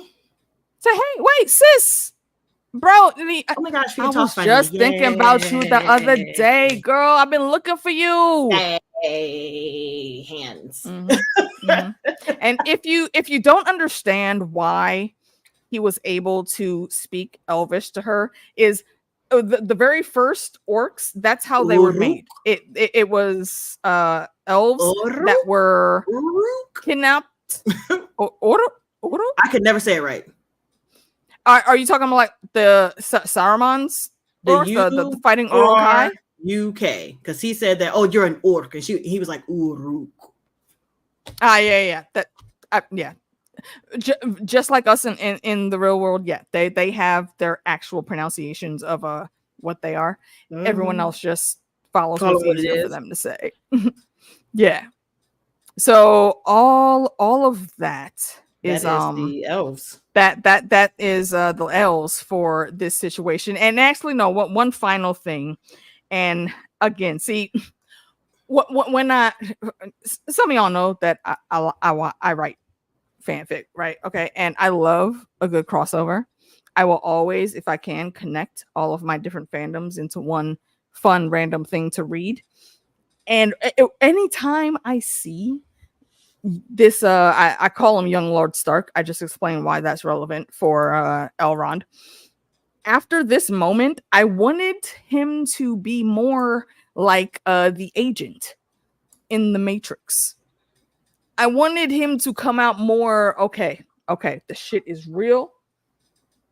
And I need to go ahead and get this message. Come correct. Let me fix my chakras, get in gear. We need to form up. They're talking as they're running away, like, oh, dude, she's sacrificing herself for us. And here come Elrond. I know the fuck she ain't. What you mean? Sacrificing who? She was just trying to save the ring. She don't give a fuck about us. Those two things are not mutually exclusive, Lord Stark. I instantly went to Michael Jackson. They don't really care about us. Sorry. That song was fire though. Instantly, that's where I went. Mm-hmm. For sure. Oh my gosh. I'm just saying, okay, give me a sec, guys. Sorry, as you know, the chat in StreamYard does not always keep up with the regular chat. So let me scroll back and see what we got in here. Okay, yep, we got Korean's comment there. Just saying, so I'm having a hard time with the stranger. Okay, yeah, we about to talk about the strangeness of it all in a second. Yeah, let me go through and make sure we didn't get no questions here. And yes, I know. It's an active all the time joke that Thrones bleeds into everything because George R.R. Martin, when he was making this story, motherfucker literally pulled from everything. And I'm not mad at it. That's not me complaining. I'm just saying the reference. And Storyteller says, like how the optimistic elf dude was like, the dead can't hurt us or something. Right. And that he was saying that like right after, and then one of them died. Went to Jesus. And then the other whites came out. And like I feel like these whites were a bit more menacing than the first couple whites we saw in Game of Thrones. Elrond, I need you to do better. Like I know you have a whole 3,000 years worth of study and life to live to where you get to be the wise, badass that we know. But right now, I'ma still call you fucking dumb, and I don't like what you're doing. Well, Chris H, you know what? I saw your name pop up real quick, but I'm sorry we were in the convo and I didn't get a chance to say hi. What's up, man? Thank you for coming through. Trash. The list of dangerous. I couldn't keep it. Look, that's it. When your weapon doesn't kill, defend. That's the worst, right? Because how are you going to get out of this situation? You're on like the boss level of the game, and none of your weapons are working. What do you do? Man did fail. That is correct. Galadriel's Elrond's mama. That sounds like some disrespect. Technically not his mom, but what is the relation there? I figured it out the other day, but I forgot to write it down. I'm pretty sure he is actually her grandson, I want to say, or son-in-law. No, son-in-law. He actually marries her daughter. Her and Celebrimbor, who we see with her and Lothlorien in the Lord of the Rings movies, their daughter marries Elrond. So they are there is a family relation there beyond the friendship we see here. Yes, and the elf rings are different because Sauron didn't touch those. Celebrimbor made those and put all of the magics in them himself just on his skill. It says they were first cousins thrice removed. Okay. Wait. Who said that? No. Who said that? Because that's a joke. That's online. I feel like that's a joke. It says Galadriel was the first cousin of Turgon, who was Elrond's great-grandfather, which made them first cousins thrice removed. Elrond was the great-great-grandson of Galadriel's uncle Fingolfin. Yeah, that's right. I forgot about the Fingolfin connection. But why I was saying is I thought that was a joke because that's the exact same thing that Pippin says at the bar where somebody was like, oh, yeah, talking about his relation to Frodo, I think. Yeah, he's like my cousin on my grandmother's side, thrice removed or something like that. Oh, that's why I thought it was a joke. But yeah, there is that bloodline connection, but then also Elrond does marry her daughter, so that he is her son-in-law. I would fight him. I'm like, oh my god! Remember that one time we were in that forest and you didn't listen to anything I said? At this stage, I absolutely would. I'm just talking about Jemerite. Like, listen, you remember that one time that my friend, the black elf, got killed because you didn't want to listen to nobody? I'm just bringing it up every single time. I'm going to be petty. It would have taken us a little bit longer, but you have to remember, while they're saying it might take 2 weeks extra for them to get there, elves are pretty fucking fast. Y'all run. He ran all the way back? Did y'all miss? He ran back to the king elf. He ran back to him.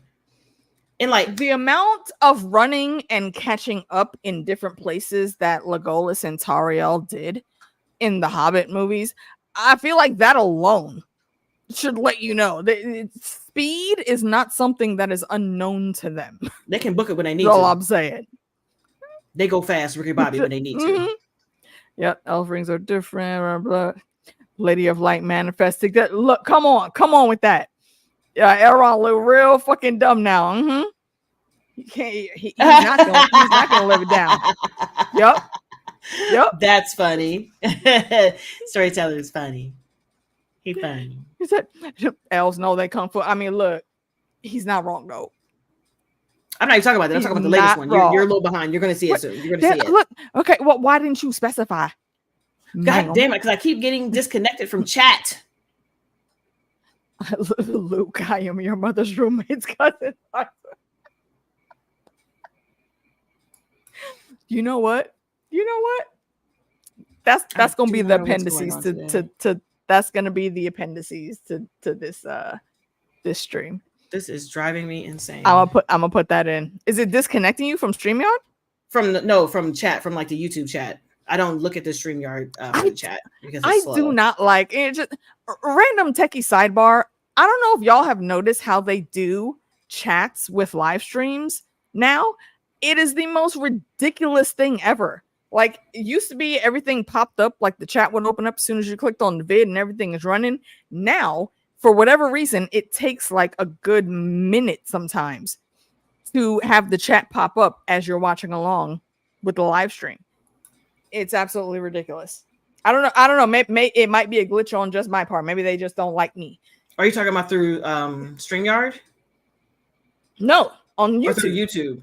Like for me, YouTube is instant. StreamYard has a little bit of a delay to it, but for some reason, I'm just getting kicked off, and I'm checking my internet, and I'm like, I'm still connected. Otherwise, I'd be getting kicked off the stream. And my brother, maybe it is just me then. And he was like, "Well, what's going on? Are you doing something?" I was like, "I'm streaming, so I don't know what's happening." But I see my laptop is fucked. Yeah, it might be me uniquely with that issue because I do need to replace this machine. Can't stand them. Can't stand them. Sorry, I will get back to the convo in a sec, y'all. I want to get Storyteller's quote down here for real. I mean that in all seriousness. I will be putting it up. Corey, that's pretty funny if they're running around Middle Earth where everybody else is only Hossies. That's funny. Right? That's funny. But question. No, I am honored that you were here, and I appreciate you coming through, and I hope you are enjoying the combo. Who are we going to? Let's see. After Elrond with the fuckery. Yeah, that wraps up all of the thing. So next group. We wrap up Isildur getting to the outpost for Bronwyn's funeral. Theo, that was in the last episode. What was all that? What was all that? Yeah, the funeral. That was in the last episode. Yeah. She burned. Well, technically, what we didn't talk about in the last episode was how Theo and Isildur went back to get that horse. Mm-hmm. And then Theo got snatched. And that's how Theo got snatched because he was trying to help him. Yeah. And the reason he wanted to help Isildur is because Isildur had hooked him up, helped him out. Mm-hmm. A little something. So they went back out in that forest trying to get his horse back and run into the wild men that took the horse. And they found him. Yay! However, they also saw that something else was snatching the motherfuckers up. I could be wrong about this, but from the way even the men around the fire were talking about that horse, I feel like we're meant to be reminded of Shadowfax and how fast he was. Like that. That's also the only person he would let ride him was Gandalf. And Shadowfax, as far as we know, he was literally the fastest horse in like all of Middle Earth. And now we got Beric over here being awesome and going and saving his rider, much like a dragon would. My goodness. Yeah, just skip down. But then after after Theo gets snatched, he gets put in there. He has to go back to the town because Callie in the middle of sneezing and laughing. Theon got snatched because the adults won't send him. They can't look. Listen, I'm saying everywhere snatched up, and so now. I mean, honestly, at this point, there really isn't anyone to send him to daycare, though. No, because isn't he technically in charge? Yeah, because his mom was in charge. Because his mom was in charge, so it falls to him. Which, at the end of this all, is why Arendir says that he's the lord of that town. Because and I think after also, isn't he the what's it called? He's the don't mind this hand motion. He's the healer. Are you? Yeah, don't mind this. This is my thinking. Is he? I think he's a healer, right? I think he has some skill in it because that's what Bronwyn did. So yeah, she did teach him a little bit, but yeah, I would say he's a novice. But he's what they definitely did not get enough. Yeah, he is definitely. But he's what they have, and also after everything, I think he's a bit smarter and wiser now. So I think he'll make a decent ruler, at least for a time.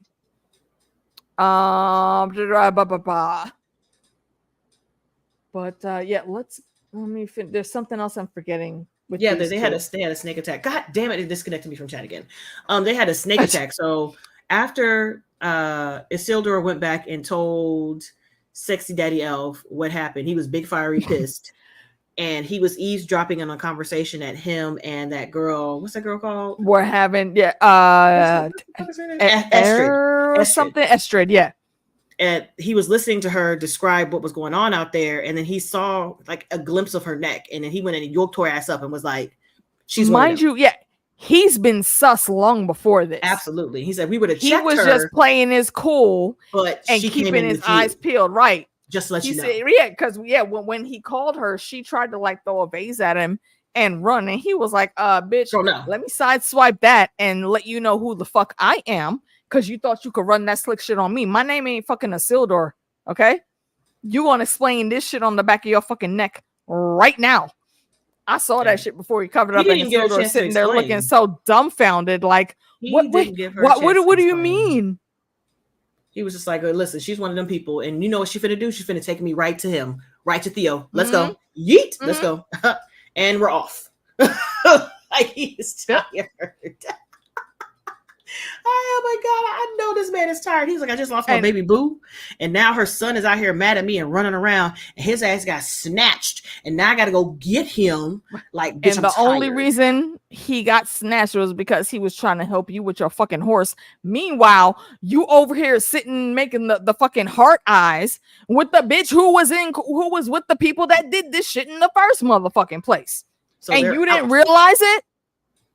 They are out. So then they go on their adventure. Of course, she's handcuffed the fuck up as she should be. Bruh, and, dude, the reminder of childhood trauma in this scene, because he tells both of them loud and clear, watch where you step. No. Try to keep an eye on your footing. No. Make sure it works. And immediately the freaking Estrid, she stumbles and falls. And well, no, she doesn't fall all the way because he's able to grab her, and hold her up. I could walk better if you had my hands, bitch. No, be fucking for real right now, bitch. No, like, well, maybe you could catch your balance. That will also make it easier for you to escape. Why would I do that, bitch? No. Am I a joke to you? You know, cue the meme. Am I a joke to you? And while they're going back and forth with each other, fucking Isildur dumbass, not paying attention, right into some fucking quicksand. I'm like, really? And he's talking about, okay, wait, no, it's cool. Don't worry, I'm gonna be all right out here. And again, here comes our homie.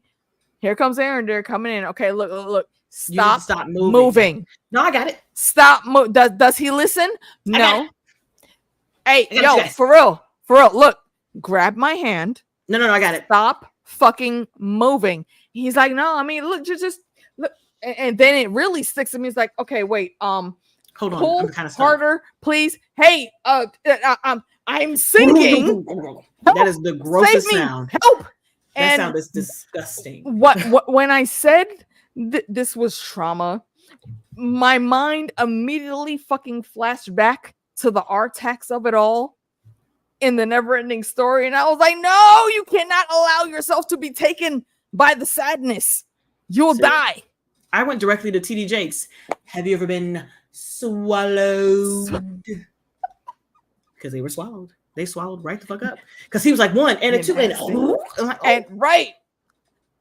And you can, if you go back and you look at that scene, you will see that he actually does let go of him a bit, but because of his momentum, he also falls in and dives. Immediately gets sucked in. And we have here another mark for the bingo card. We then have a very reminiscent Men in Black scene to where the huge, disgusting looking bad bug, because that was like the final boss of slugs to ever slug on screen, and it looked gross and disgusting. And I did think for a second Estrid was running away, but now she came back. She came back with a little stick to try to get him. But you know what came out on the other end of the stick? That was them. And then this slimy thing, and then we saw a sword cut through. It wasn't even a slimy thing. It was a big old snake noodle. It looked disgusting. Disgusto. No gracias. No gracias. I was like, oh, wow. I wasn't ready. And you survived in that disgustingness long enough to just cut your way out.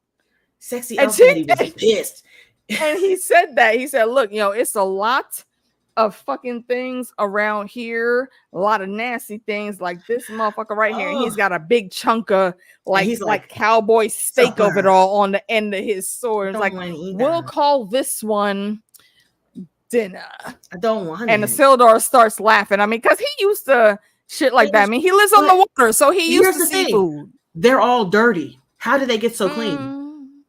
In the forest. Why are you trying to body of water? Why are you trying to ask logical questions? Because you want me to eat something that you just pulled out of a whole entire thing that ate you and was living in dirt, and you covered in the dirt, and it's covered in the dirt. But nobody showed me rinsing anything. Nope. See, their first mistake, again, Thrones. Their first mistake was going into the fucking swamps of sadness, basically trying to cross the neck without having a Cranog man with you as your guide. Yeah. You can't just be stepping in everything, bruh. This is worse than what the hell was the name of that damn forest in The Princess Bride? Not the Princess. Is it Princess Bride? Yeah. The with the large fucking rodents and the sinkholes and all that. That is different than The Princess Diaries, ma'am. I said I ain't synced that in a minute. I didn't say The Princess Diary. I said I ain't synced that in a minute. But whatever is the name of that forest, that's basically what this fucking mud pit here was. It had all of those elements, plus added in a little bit of the Swamp of Sadness that stole Artax from us before his time. And yeah, but he comes up, you know, he's feeling a little bit boasty because they literally beat the belly of the beast, and he came out with dinner. And then they mosey on along a little bit. Where they have a conversation. Do they end up? They end up camping. They didn't say how far they got, but they ended up camping, completely clean, by the way, and cooking getting ready to cook that meat. And Estrid was like, "Can you please uncuff me?" And Sexy Elf Daddy was like, "I ain't finna do nothing. You gotta figure. I ain't doing that shit." He was like, "You want to do it." So after a conversation, because he think is with his dick. Well, no, I mean he does like her, but then again, she did help them. She could have left. She could have deuced out of there. She could have left. Fair enough. So he was like, you know what? I trust you not to run and leave, but you got to understand something. Like, you're not wrong, Helena. You're part of those people, but you do have a chance for redemption if you just give us a chance to hear you and you hear us and understand that it's going to take some time to trust you. That's all he was saying. And so of course he went ahead and undid the chains for her, and she instantly picked up a stick and was like, well, I don't believe you're going to trust me. But, like, you don't have any reason to believe me. Why are you even taking this off of me if you're not going to hurt me or do something? And while they was talking back and forth, they heard the crunch, and Sexy Elf Daddy was like, shut up. Just shut up right now. Shut the fuck up. Because what we have not mentioned, and also, hey Lamat, what's going on, homie? Yes, I think so. I think it's a what decent we show. have not. Oh yeah, I like it.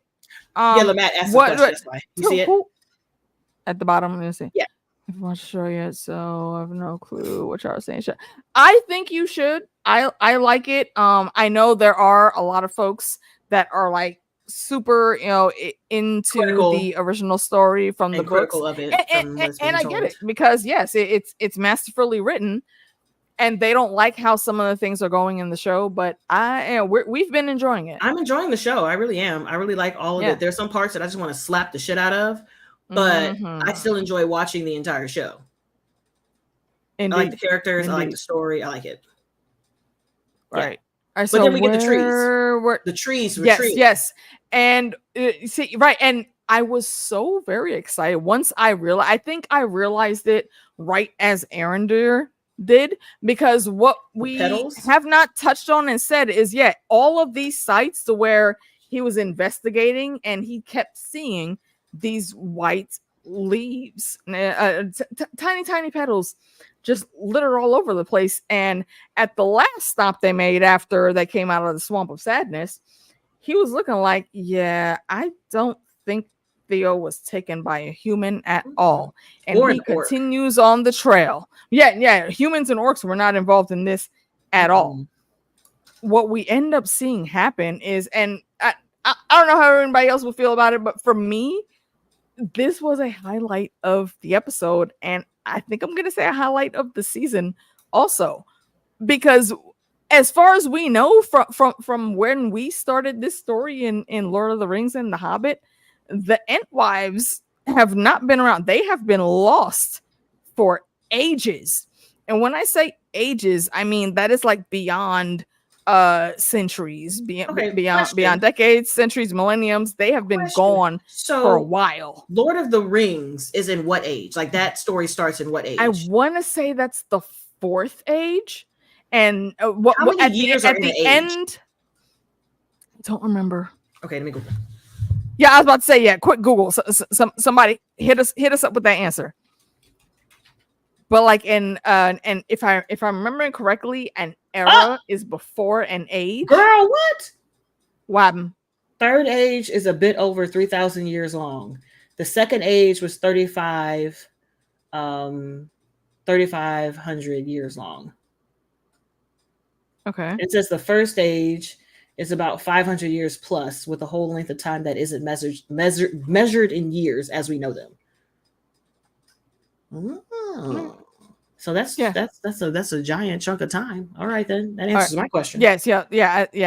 Okay, so no, I wanted to know how was in the 3rd age. Yeah, because she said that they've been gone for ages. So I'm like, so yeah, but because by the time we meet Treebeard in the 2 towers, he says like, we just don't remember where the elf wives were. We don't know where we left them, where we were when we were still together, and how we got here. We don't know how to get back to that. So I always assumed that somewhere in the grand world that the Entwives were still taking care of Forrest, just somewhere far away from all of this that was happening. And that was basically it. Not the dandruff, sir. I love them. I thought the you get 2 chuckle points for that. But absolutely. And she came in with all of the fury any mother would have for someone that possibly have hurt their child. And you heard what I don't remember what the male Ent's name was. I don't think they said it, but Winterbloom, I believe, is the Ent wife, her name.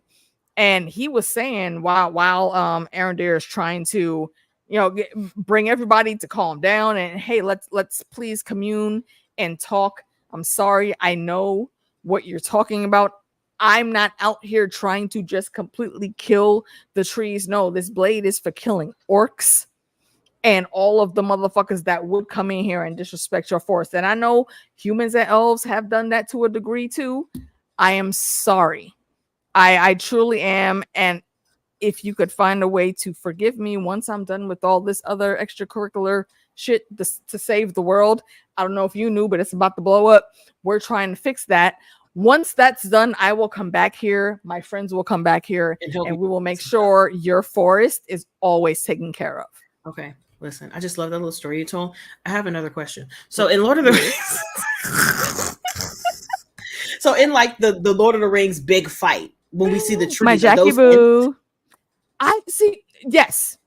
When Fanghorn Forest miraculously just happens to be like right there on the edge of the border where Helm's Deep is. Yeah, that forest was not there. Okay, that's what I'm like. So those were it. So pretty much Gandalf was like.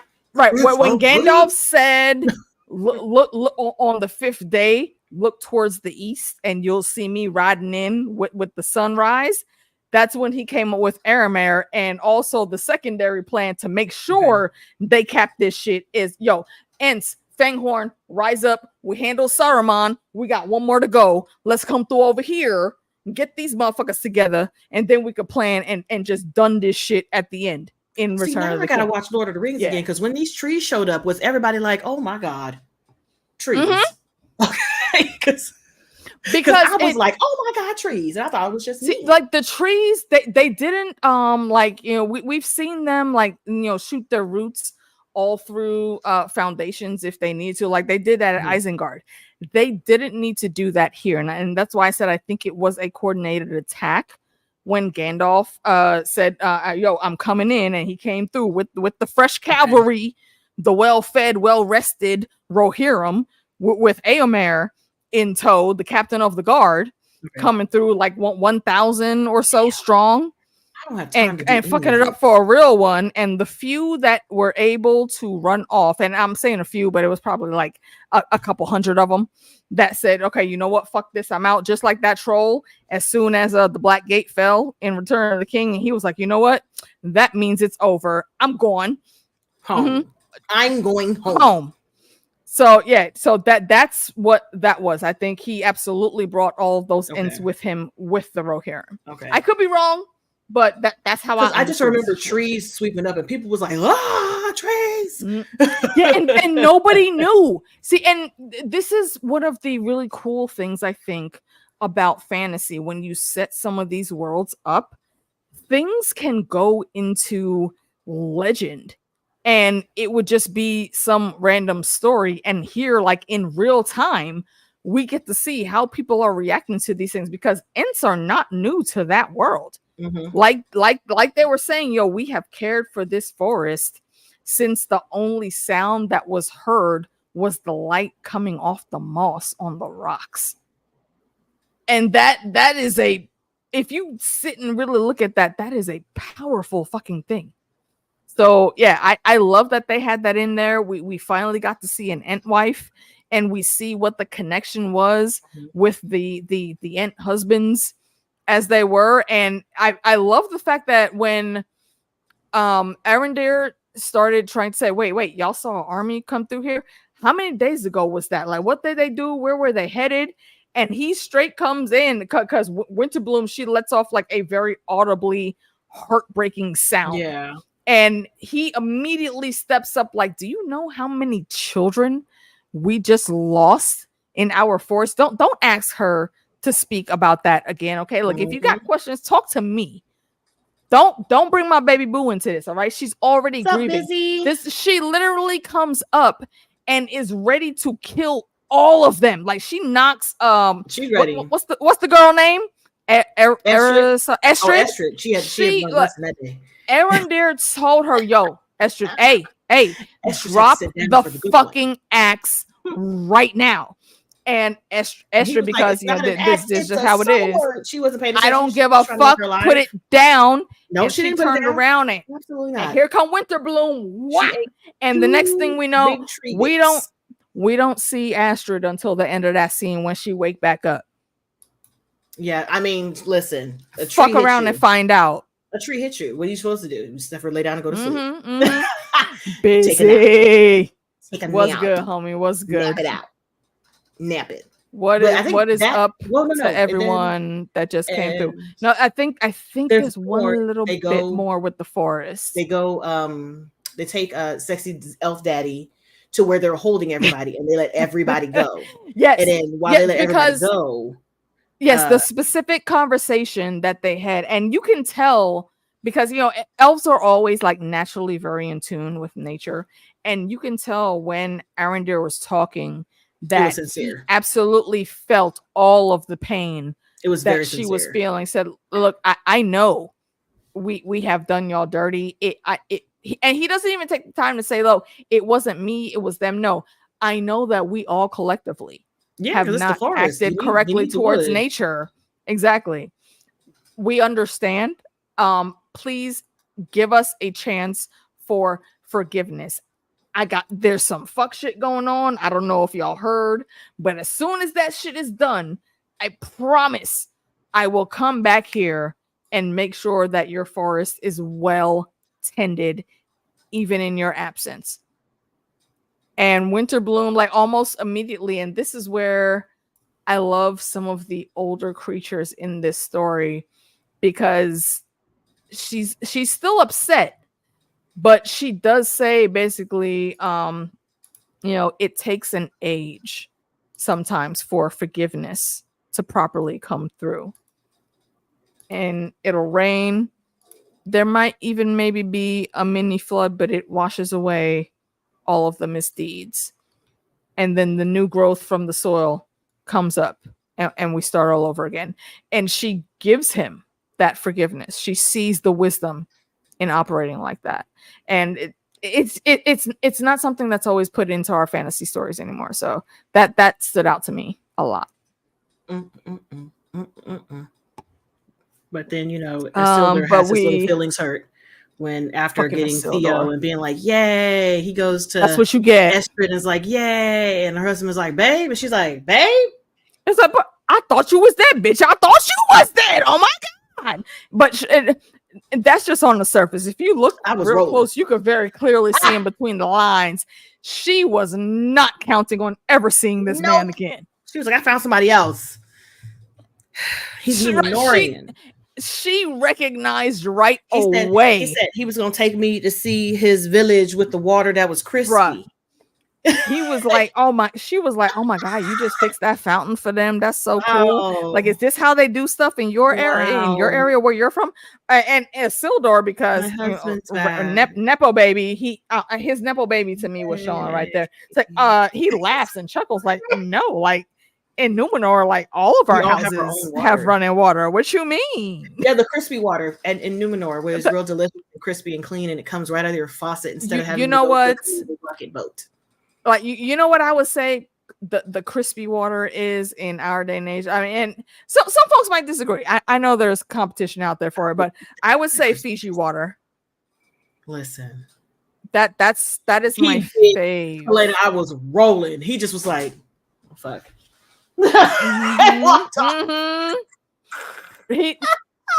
The minute I saw that happening and the realization came on his face, I said, that's what the fuck you get. Stop being out here thinking with your damn dick. That's the fucking reason you're in all this shit. Okay, he got saved from the Spidars. Let this man enjoy the potential to have his peen wet with Vagine. Look, I will never block anyone from going after the Pusnanti. Okay, I understand on a deeper level. I think than some of our ladies in the chat room can say. I understand. Okay, it is delicious and nutritious. I get it. However, in this scenario, you don't know this fucking girl from Adam. You can't be falling in love every 2 seconds, bro. Claim bitches be claimed. Claim them. Just so he can be sad like he is. Now he got to walk away. She wasn't even trying to get that shit up though, bro. She was playing him the whole time. Or if she's really about it, she can try to pull a Ragnar and be like, maybe I can have 2 husbands. You never know. She doesn't strike me as a person that would have that personality. I'd be like, baby, but he got running water. Look. I promise y'all, you know what just popped into my head, and I'm actually curious if Meeks is even gonna remember the channel that she said it on. Look, Moni in the middle. Where's she at in the middle? Oh, I said it all the time. I said anytime somebody's in the middle of something. I want to say it was Lovecraft Country that we were talking about, but I could be wrong. It could be Moni in the middle. I said Moni in the middle for Avatar, I believe. I said Moni in the middle. Yes, Avatar. Churins. Yes. And also, again, a shameless plug on my homie's behalf. Look, if y'all have never been to Meeks' channel, if you have not seen those reactions, go over there and have the time of your life at the office tomorrow, chuckling and chortling with the commentary she will give. Okay, I'm just saying. Y'all know I don't be bringing folk around here that y'all ain't gonna like. And me and Meeks, we just figured out the other day. What's it been like 5 years now? Half a fucking decade. And Meeks maybe was keeping track, but I didn't think it was even that long. I remember because we've been out here came out, and that's when everybody was doing the live streams and stuff because nobody could get together because the Panini press. Because we were plagued. Yeah, the Panini press had us in the house, and so people were doing a lot of live streams. They were jumping on each other's channels, watching the same stuff, and I was like, "Cool." Yep, and Lovecraft was in 2020. And that is I will. You can't see it, but I will raise my a glass now. Again, kudos to Sean Tank Top and Morgan and why do I Dustin? What Dustin? I knew it was a D. Shout out to those 3 folks because that's how I found Meeks. What YouTube thought that I should check out Sean Tank Top because I put out some theory videos about Lovecraft Country. And the stream that I happened to catch that was recommended to me was with this woman right here. And now that is the #1 homie. Yeah. And y'all seen us. You can go through our whole catalog. I don't even gotta explain. Ridiculous. I'm exhausted, by the way. It's just so much stuff that we're trying to cover that we can't cover. We're so much. And just for anyone that was wondering, and I did get a couple messages, but just so you know, yes, we will be talking about Agatha all along. Oh, absolutely. We will. We're trying to finish up what's the other one? Penguin. Penguin, yes. Once we're done with Lord of the Rings and Interview with the Vampire, we're gonna do Agatha and Penguin. Well, which one are we gonna do first? Because I know for a fact we're gonna be done with Lord of the Rings first. Yeah. I will, you know what? Viewer's choice. Chat room. What would y'all Percy's not coming until next year. Don't say that. Percy's not, don't do that. Oh my god. My chest. I'm like, what? Don't say that. I'm like Google. We have hopes and dreams. We wish he would be returning this year. But yeah, he's I'm pretty sure, it's already slated for 2025. Mm-hmm. Some people are, Jackie, sadly. Yeah. I'm so sorry that it says I just double checked. Mm-hmm. It says 2025. Shout out always, because I always give special love to my West Indian brethren. Wow. Appreciate you always coming through. And damn, 5 years I've been subbed to y'all for time flies. It surprised me. Once we actually started breaking it down, the Meeks was like, wait, hold on. I was like, no. You're like, it's only been like 3 years. I'm like, no. No. That's wrong. Mm-hmm. That's wrong. But yeah, we still have to get back. There's still a section that we haven't talked about yet. Yes, there's one. Yes, there was one section. That was all of the elves. That was all of the dwarves and Numenor, I believe. Yeah, that's it. There was nothing else from Numenor, really. The Stranger. We're done with Numenor. The Stranger and I will say, we saw where Poppy and Nori came through, and they luckily did land close to each other. Mm-hmm. They woke up and immediately they noticed they were going to be pursued, so they started running. They came to a cliff, and then they heard the horses getting a bit closer, and they were like, you know what? No hesitation, we getting the fuck up out of here. Question: do you know where this reference is from? Prepare to dive.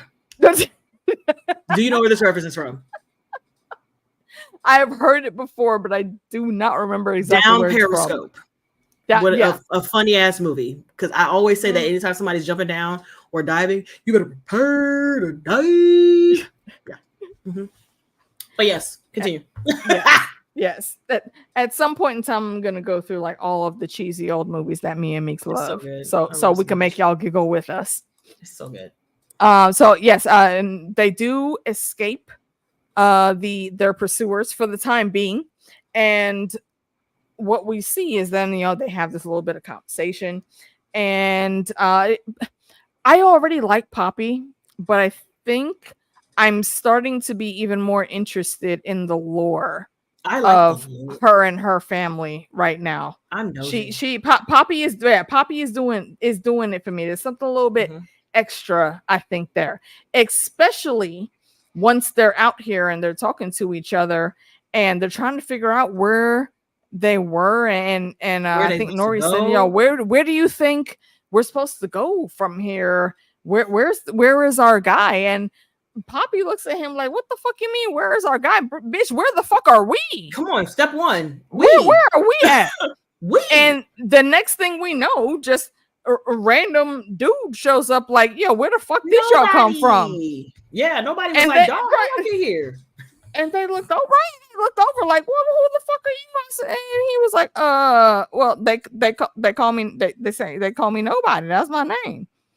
And he immediately when they introduced themselves, so you could see is the cutest little spark of recognition between. Wait, I wanna get his name right. I wrote it down. Let me Mary something. Mary Mac. It's Mary Mac. is his name. And there's an instant connection. And it's not even a blink and you'll miss it moment. No, it's there very in the forefront to where these two characters could somehow possibly become a thing. And they're asking him about the water and he's all jittery and nervous. And immediately, because Nori is a troublemaker, so, you know, game recognized game. She was like, oh, you stole that shit, didn't you? You stole it from them big motherfuckers that was chasing us. Look, if you don't want me to fucking turn you in right now, bro, you gonna hook us up, okay? We got to get the fuck out of Dodge. Like, we following you. And he's like, he doesn't even say anything. He was like, okay. I'm not supposed to bring people home. I gotta go. And he starts running, spilling all of the precious water that you just stole all over the place. And behind you. While they're running, he's like, all right, you know what? Look, these are the rules, okay? This is the name of the person in charge, but you're not ever supposed to call her that name. It's this other rule over here. Please make sure when you go in there, don't do this one thing. And like, I know it's another rule, but I forget. He gave them 3, but he said 4. He gave them 3, but he said 4. Yeah, and I don't remember. They were like, "What's the last one? What's the last one?" And he wouldn't say what the last one was because because he was running, trying to get out of this. And what we see where he's running to is low key, random BS about the nerd of AK. I like to watch those videos that are like very, very not home design or anything, but like I like seeing people put like huge terrariums together and seeing how folks quote unquote survive, go on and like a 1 week or 2 week excursion, and they chilling with their dog on the beach or in some random cave, and they're able to build that shit up to where it's like doors and a chimney with a stove and a bed and all that shit. I like seeing how people could do that. And that's what I think I was very pleasantly surprised with here with the what we come to know them as the stores. Because are they the same size as Hobbitses, aka Harfoots? Yes. Do they much act like the Harfoots? Sorta. But you can tell their society is a lot better developed. Yep, they are stationary.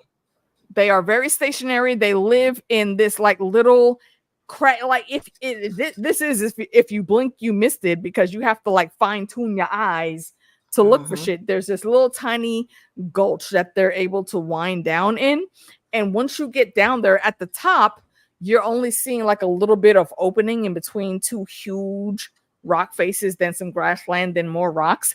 In the between of those 2 rocks is a whole ass cool cave society. Yep. Everybody like the marketplace looks fucking fresh. The vegetables are huge and delicious looking. That's nice. They got nice clothes. Everybody's there's a clear mayor of the town. Everybody, people go to school here. Like it's a lot. It looks so freaking cool. Yeah, and they are like, so y'all just living here like, wait, in this rock? Y'all just here, like permanently here? Is Harfoots out here living in holes? And like, y'all look like, fucking we ain't no comfortable. damn Harfoots. We're stewards. Like we see in real time how they're trying to work out in their brains. Like, wait a minute, mind's blown. Y'all look at don't take this the wrong way, but I gotta say it because it's there. It would be stupid if one of us didn't say it. We see y'all over here looking like us, but y'all really not like us though. Mm-hmm. What the fuck you mean? We got Harfoots living in holes and shit. This is bizarre. What? And no, see, and that's the thing. If you are tuned in to some of those little lines like that, you immediately will jump to The Hobbit and the Lord of the Rings, where Bilbo starts writing in the book, talking about it all started with a hole in the ground. But this wasn't just some regular old hole. This was a hobbit hole. Mm-hmm. So yeah, they added, and that is one of them. That is one of them peeps I follow. Some of them I actively stay away from because you can tell all they shit is like prefabricated and they really not out there doing the work by themselves. But the dudes that I see walking around with their dogs and just randomly going to a section in the woods and chopping some shit down and putting stuff together, those are the motherfuckers I like. Because if ever it happens, we gotta go. Okay. Yeah, and see, and that's the thing. So they get here, and first of all, you brought in outsiders, bruh. I don't. They didn't say her title. I mean, I guess maybe for lack of a better term, just because of the world we're in, we could say she's the queen. She's the one that's in charge. Maybe like the mayor, the governor, something like that. But immediately she comes out like, you brought strangers into our home, and that's one of the rules. You're not supposed to bring strangers home. And he was like, look, they just needed a place to hide real quick.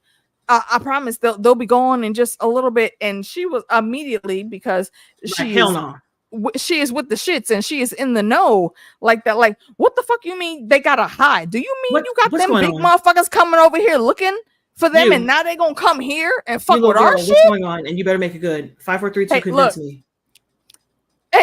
And again, this is why I give her credit. This is why I fucks with this woman, because she says, look, I'm gonna let you speak your piece.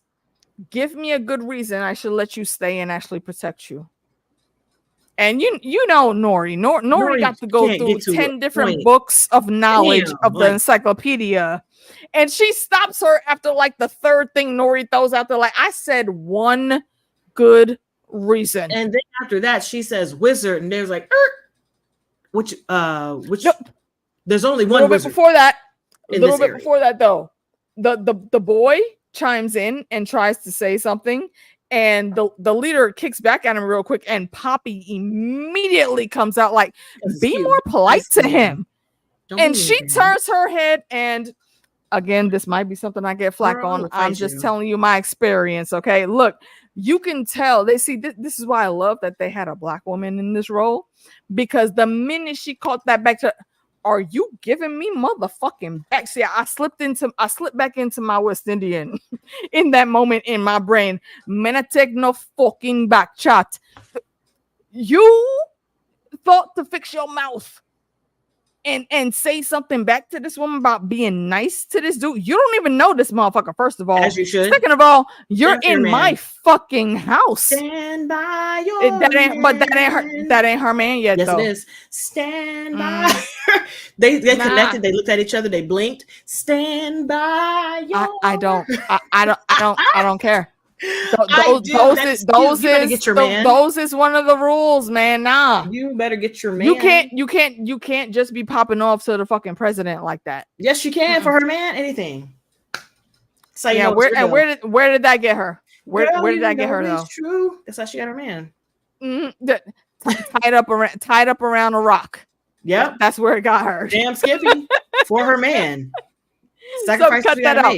And yes, when they got there and they were saying like, oh wait, there's Harfoots that live in holes. This is preposterous, and that's when like, the mayor came out like, well, that's because we ain't Harfoots, bitch. We stores. What the fuck you mean? What are you talking about? And they were like, what is a Harfoots exactly? She was like, girl, you come again. Both y'all come again. What's happening? Don't call me that.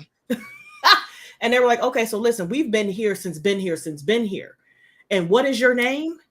She's like, well, yes, my name is this. And then we have what was his name? No, not her name. No, her name. No, she says the leader of their people. Yeah. What was his name?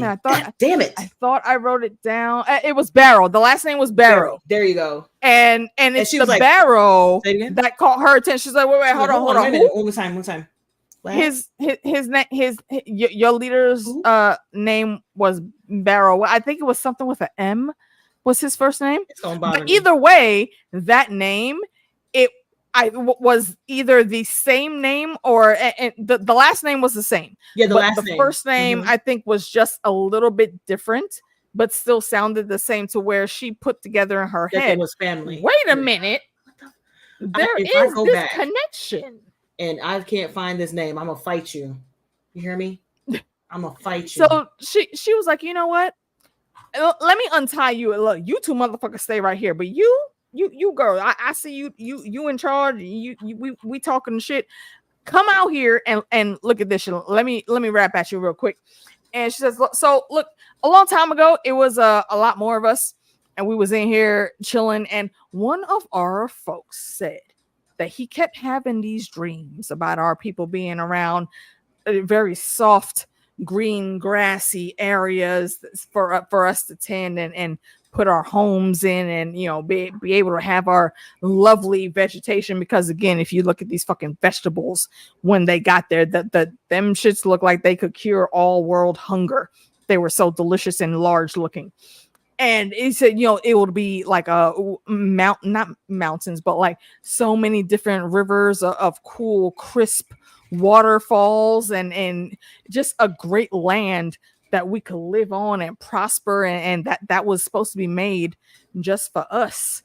And the legend is this person talked their stuff back in the day, and they were able to convince the council to let them go on this voyage across the narrow sea, so to speak.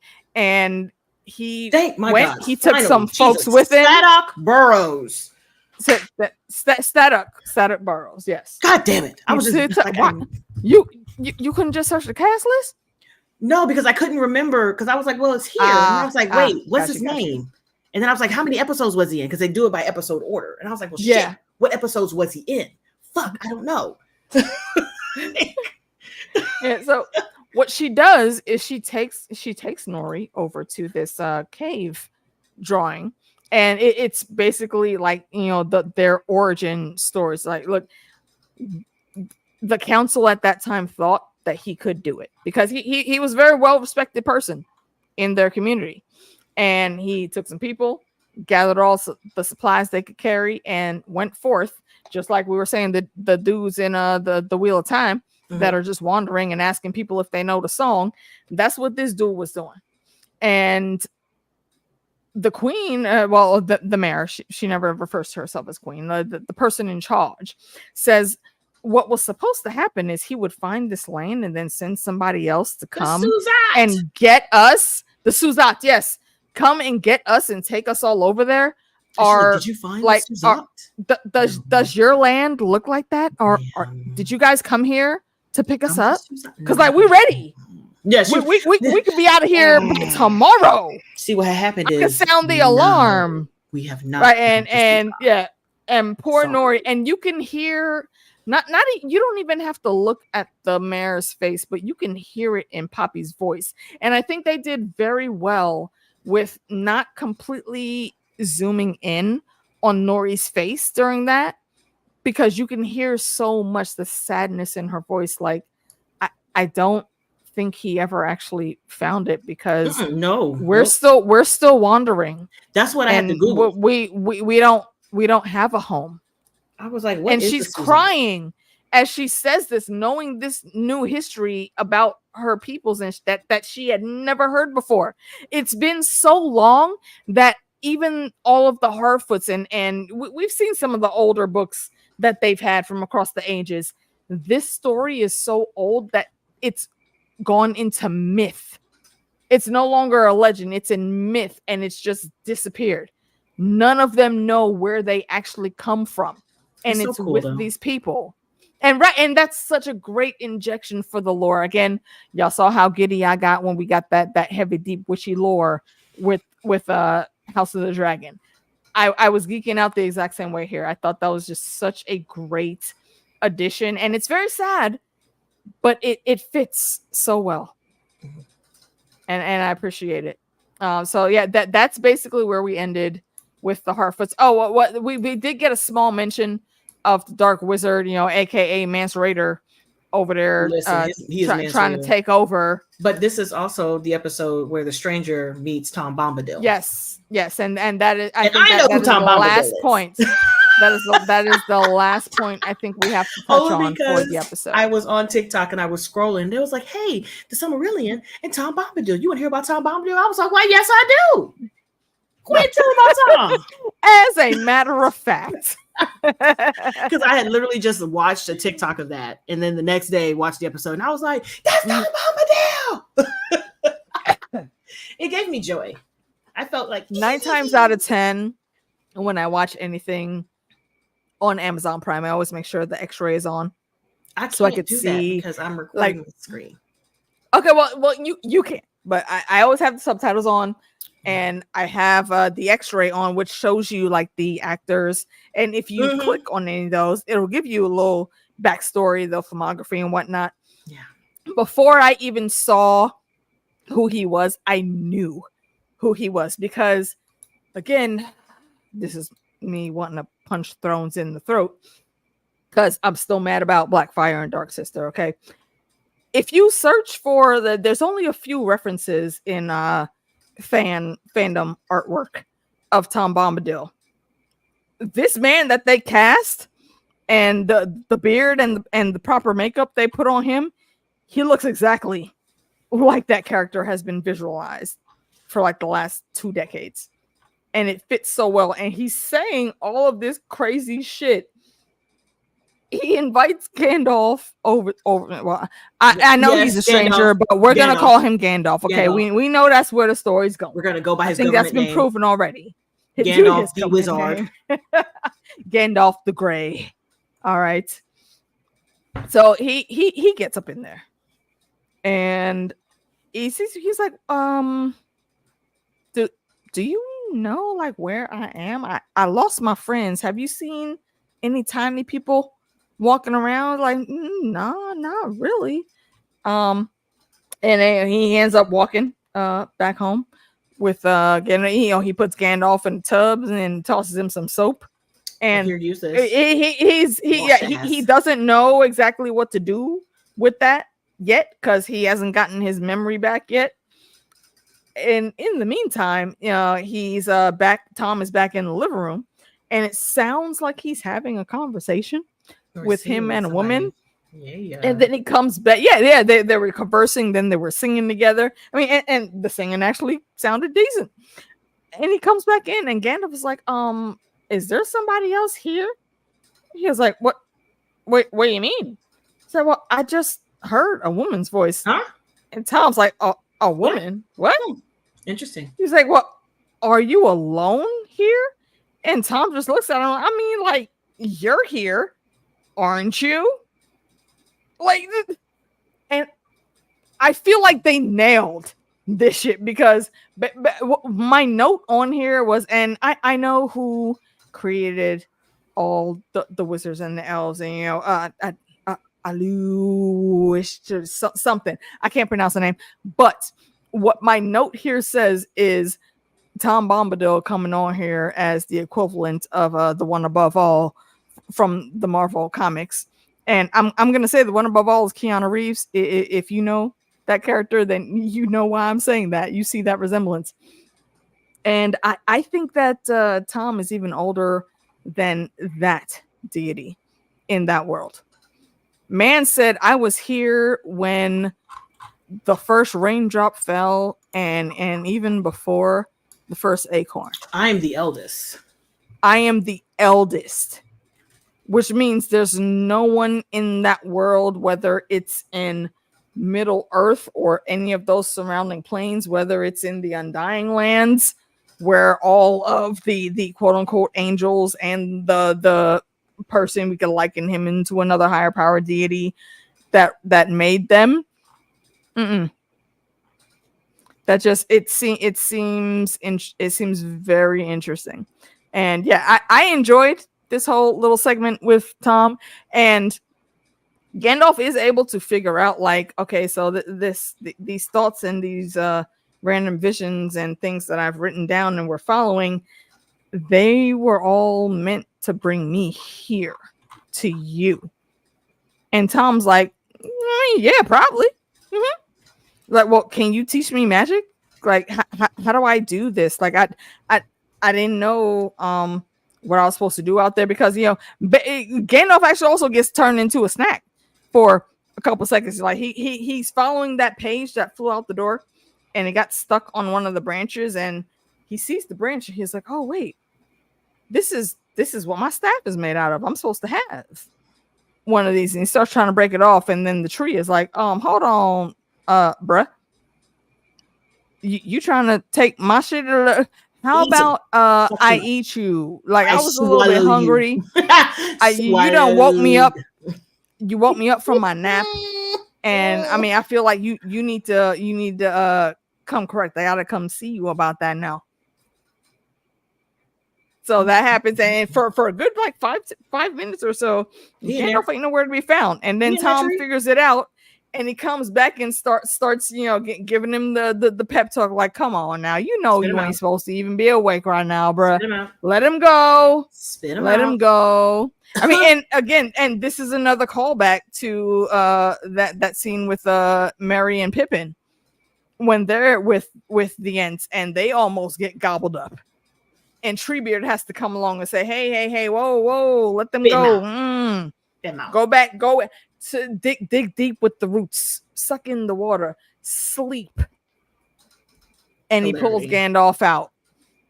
And Gandalf, and at this moment, Gandalf is really like, okay, yeah, I feel like you need to go ahead and make me your Padawan, please, so we can get this all the way together. Mm-hmm. And that ends up saying he asks specifically about the wood. He said, well, I was figuring it, and Tom looks at him when he says it, and he was like, oh, my bad. I figured could loan me a branch or like just let me keep it. And Tom was like, I mean, he might have, but like, did you try asking him first? Oh, you just wanted to snap it off. That's why you got 8. Like, do you think maybe you should have just asked permission? No. And then he would have helped you out, possibly. Nothing. And it's almost like an eye-opening experience for him. So I think he will end up working it out. But one of the things that I really like that they said was, Gandalf was asking him to teach him magic and how to command the elements. Like it seems like Tom has that, and Tom was like, what do you mean I have control over the elements? Like I own them, but nothing is owned except like to itself, bruh. You want to talk to me about all these magics and whatnot? Okay. A wizard's staff is like a wizard's name. It's already yours. You just got to be prepared to say the name, to project that. Stuff like Chuck. And Gandalf is sitting there like, damn it, the fuck. So yeah, basically he's about to start his Padawan training. Mm-hmm. And I loved that we were able to see the Entwise. Well, we only got one, but I think it was great how they did it. They showed that they definitely always worked in pairs, and they were very much involved with each other. It's sad that there's no more Entwives in the current story. And Isildur still being Isildur. Eventually, he's going to get it together. Yeah. Eventually. It takes a while. Sadly. It takes a while. Goodness. My goodness. And, is there anything? Nope. Tom was the last thing on there. Yeah. That's it. So, we will be back for episodes 5 and 6 next Monday. And how many episodes are in the season? Was it 8? 8. Okay. So, yeah. We'll do 5 and 6 next Monday, and then after 8 drops, we'll do 7 and 8. So that would be wrap up the season 7th. Then sounds about right. So Mondays when we're going to do 7 and 8. This is the 7th. I have to keep saying it. Because this is it. And for any of you guys that are watching Interview with the Vampire TV show, again, Thrones bleeds into everything. Our boy Grey Worm is in there playing not Lestat. He's playing Louis, who, if you remember from the original movie, that was the character Brad Pitt played. So it's such a good show. The way they spin some of these things is just immaculate. It just makes so much sense how they fit it in and what they did with it. So come by and watch that. We will be talking about the next 2 episodes. What did I say? 2 and 3? No, 3 and 4. 3 and 4. 3 and 4 on Wednesday. Yep. And then we'll just start all over again on Tuesday. Friday, if you are interested in some trivia of the Batman persuasion, we're tackling all forms of Batman for trivia questions. Come through on the Citadel of Trivia channel. Links are already below. And I hope y'all like the conversation and how it all flowed. Really like this show. It just makes me happy. I do too. I really dig it. So for all you new folks and my lurkers, always again, thank you guys for coming through. I appreciate it. And yes, 100% agree. Listen, don't forget about Sam. He out there putting his ass in it. That is Lestat. Yes, yeah. This version of Lestat and Louis, my fave in the whole franchise. Absolutely. So Amy L, girl, you coming in at the end? What you doing? Yes, saw someone on Twitter theorize Gandalf is a blue wizard and becomes a gray wizard in the Third Age. I would not put stock in that, only because I know for certain when the choices were being made, the position that Saruman had to come down automatically, Saruman the White, and be in charge and help set up everything for the other wizards to do, that was offered to Gandalf first. So I don't think he was a blue wizard first. Now he was meant to be the White Wizard off rip, but he didn't he didn't have that hubris, I guess. He thought he was lower than that, so their creator said, all right, well, I'll put you in basically second in command. Yeah, it's an interesting theory though, because the only thing that's ever really said about the two Rouges, the Blues, is no one can remember their name. They know they were there at some point in time, but they don't know where they disappeared to. See, I wouldn't know anything about this. Anyway, that's deep lore. Yeah, Meeks hasn't dove in. I found that too, because I'd be spoiling myself reading into stuff, because I'm like, oh, what about? God damn it! All right, back out. Word up. All right, again, thank you guys for being here. It's always a pleasure and a blast. Don't forget to share this across the realm. Tell your friends. Tell them to hit the likes and the subs. They don't even gotta watch, Joe. Just hit me with them numbers. Hit me with them subs so I can get on. 61 away, right? Yeah, 61. Yes, indeed. And I thank you guys. Yeah, I've been seeing a lot trickle in still, and I appreciate that. So yeah, let's get it popping so we could really be out here fucking it up for a real one. Oh my God! Sorry, hold on. Pause. Wait a minute. What? The first poster for Ryan Coogler's Sinner starring Michael B. Jordan has been released in theaters March 7th. The trailer's coming out tomorrow. Wait, for Ryan Coogler, what? The Ryan Coogler, Michael B. Jordan vampire movie. I didn't know they were working on a vampire movie. Are you kidding me? Oh my God. What yes. Okay, let me go research. Okay, yeah, we definitely out of here now. I got to go see what this new nerddom is. Thank you guys again for coming through. Jackie, JD, Bruv, always one love. Helena, Amy L, and I saw in here earlier. Lady V coming through. StreamYard does not let me go that far up. Chantal, Jake, appreciate all of you. There's somebody else I'm missing. Corinne, I know I saw earlier. And Storyteller, appreciate you coming through. And wait, who? No, there's one other person. Callie Demos, Lemat, also. Thank you guys for coming in and hanging with us. Do tune in if you're watching Interview with Vampire, or if you have not watched it yet, you got a couple days. Go ahead and start it. We are on episode 3 and 4 on Wednesday. Come through. You can get that in within the next 2 days. All right. So peace out, y'all. Be safe out there. Bye. Always, and we will catch y'all next time. Peace.